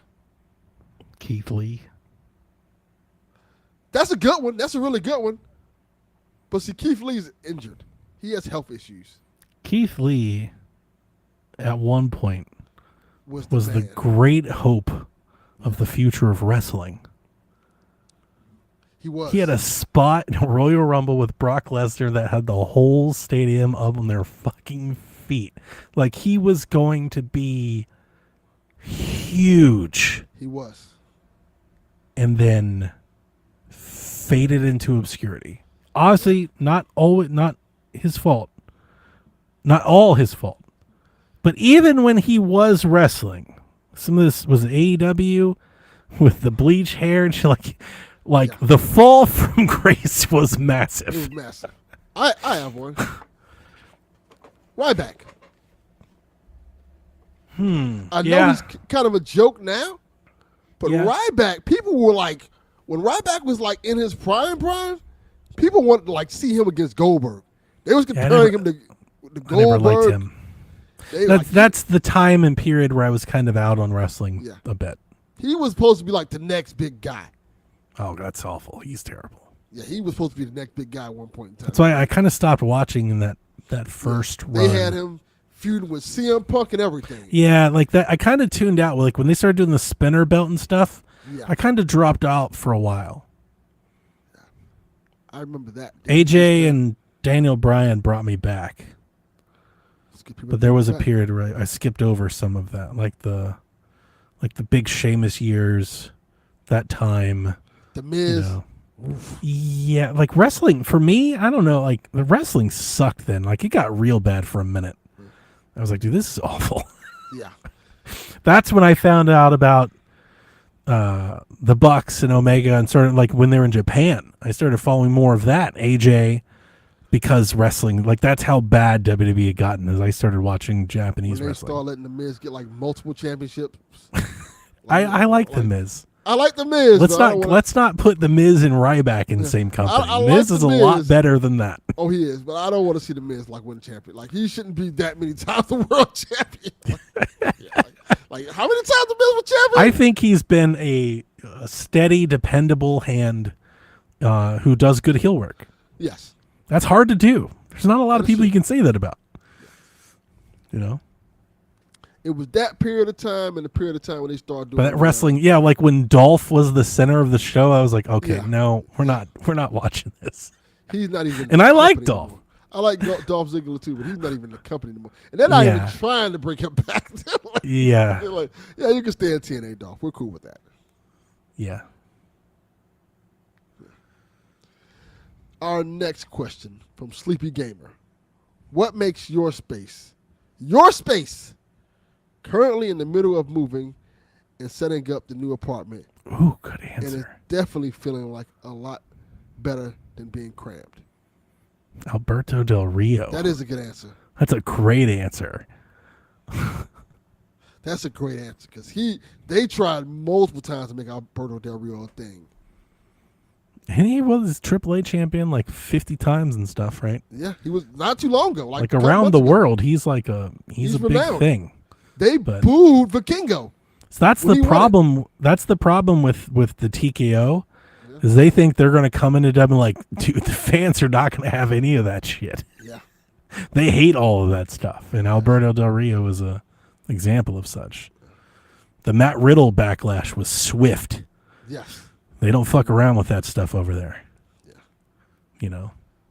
It's funny because you'd think of Hulk Hogan and TKO, and you'd be like, "Oh, cheer Hulk Hogan!" They booed the shit out of that man. Shit out of Hogan. They love WWE, but they don't believe as those on top do. They're very different. Yeah, they are. So, but to answer your question, Sleeper, what makes your space, Delvin? Because I got divorced. So I can put whatever the fuck I want to. Sure. That is the answer. Like I can do whatever I want to, how I want to, and set it up the way I like it. So if I want to have but what makes it yours? Like what are the things about it this is Delvin's space? Every aspect of it in terms of like, my arcade cabinets that you can see that's uniquely mine in terms of how the ones I have and the value, the sentimental value they have towards me, like the whole picture of Billy D. Williams up there, just so many cultural touchstones that like you can walk in my house like this is Delvin's house. Like you can see like over there I have like a record player and you see like a whole bunch of hip hop albums connected to it. Like this is Delvin's house. You see the TV over there. It's just every little touchstone that I designed my house specifically to make me comfortable. Nothing more, nothing less. So when people be like, I want to go out. I want to go out on town and be like, I want to go out and do things. Like, I don't have to go nowhere. I'm comfortable at home. Yeah. Because my place is so much comfortable. I can stay home for a whole, like in this house right now, God forbid, if we were to go on quarantine right now, I'd be completely fine. Oh, I was the happiest person in the world during COVID. I'd be like, if anything, I welcome another one. We can have another. I'll be right in the house. You don't want to go nowhere? Like, nah, I'm good. No, my new boss, I would be out there fucking in the street somewhere, set up a table for all I care. Yeah, So maybe not, but I did enjoy it. I love my unfortunately, basement. my job is not like my job. My job is quarantine proof. But I would also That's have to nice, still yeah. go to. I would also have to still go to work. My space is definitely uniquely me. I haven't seen many spaces like it. I don't know how to describe my style or my logic of things. I like lots of colors. So you'll see that. I think Dev has always said that, and Dev has always told me I have a unique eye for color. I don't know. I have a cozy space, I think. It's cozy to me. I have a lived-in space. So it's organized. There's not shit all over the floor or the tables or anything. Like, it's not cluttered. But there's stuff in it. It's also not clean. Like, I'm not a minimalist. I'm not going to be like, look at my desk and it's matching speakers and keyboard and notice there's no cables. Like, I have my space looks used. Right, it's got a cozy used. If I was, I don't know if I can do that. I'm probably gonna fuck everything up, so apologize in advance. Okay. If I was to turn this around, let's see if this works. So this is my basement. It's like I have this old '70s couch with all of my game consoles and all of my stuff. Like there's stuff, like right. You see all stuff all over the walls, just like my canvas prints and all different colors, and you know. It's definitely something I do. Yeah, it's your feng shui. It's your style. So I like it. So yeah, I agree. That's kind of dope. And it's you. It's uniquely you, and I think that's what makes it cool. Yeah, I think so. I've got weird shit on the wall. Like you've got Billy D. Williams. I've got Kramer. I've got the Kramer photo from Seinfeld, like the painting. I've got the Kramer on the wall. I've got a Red Bull print on the wall. I've got F1 tracks up on the wall. Video games, of course. I do like putting shit all over the walls. I've got hoodies everywhere. Yeah. Skateboards. Our final question from TPR. Super late question for the show. What's your favorite game developer comeback? Don't call it a comeback. CD Projekt Red, Cyberpunk. Oh, that's a good answer. For sure. I think that was a really good one. I think Cyberpunk, people were counting it out. People were down bad on Cyberpunk became like the joke of the industry at one point in time. I mean, it set new precedents on a fumbled launch. Yeah. It was a new standard. Now, here's I totally agree with you. And honestly, it's not even arguable, but just for conversation's sake, I want to throw another thing at you. Okay. For as bad as it launched performance-wise, Cyberpunk did review well at launch. Yeah, it did. Because a lot of the people playing it were playing it on PCs with very high-powered rigs. Yes. So the thing about Cyberpunk was that it was always about compatibility and support. Cyberpunk the game was never a bad game. No. It was just whether or not you could afford to run it well. Yes. Like it was bad on console, but the reviewers on day one were like, "That's a really good game if you can play it." Yeah. The conversation was always that there's a lot of good things here, but no one can play it because the console version is horrible. Nothing's optimized. Yeah, that was it. It just was way too advanced for those old ass CPUs to try and run. Like it had no business running on those things. Yeah. It's a good answer. I think that is the answer. I just don't know if it's my answer. I'm trying to think, like, what's my favorite video game comeback? I'm looking at a list. This list has No Man's Sky, of course, Cyberpunk, That's also a great answer. No Man's Sky. Fortnite, which is honestly an incredible answer. That is also a really good answer. Remember, when they launched, they didn't launch originally as a battle royale. Yeah, they would save the world. Yeah, and then they turn it around like that. That's a really good answer. Destiny had a troubled launch. Yeah, it did. It did. It did really well for itself. Battlefront 2, that's a good answer. My answer is none of these. I think my favorite video game comeback at the moment, I believe, is Atari. That's a great answer. I love what they're doing, as evident by my couple years here of buying games from them. I like their Atari 50 collection. I like their appreciation of their past while also modernizing and looking ahead. They bought Image and Form, and then the Steam World and the Gunk games, and this is one of my favorite developers. And I think they're a perfect fit to be under that Atari banner. They got cool shit that they're doing on merches. They've got rewards points and stuff. Like, I dig it. I dig what Atari is putting down. I agree. I like what they're doing a lot. I think they're doing better. They're Xboxing better than Xbox was. Their merch doesn't feel like how Xbox merch felt. Xbox merch felt forced. Like, hey, we have a toaster. Hey, we have a refrigerator. I just think it's really hard to compare these two in scale.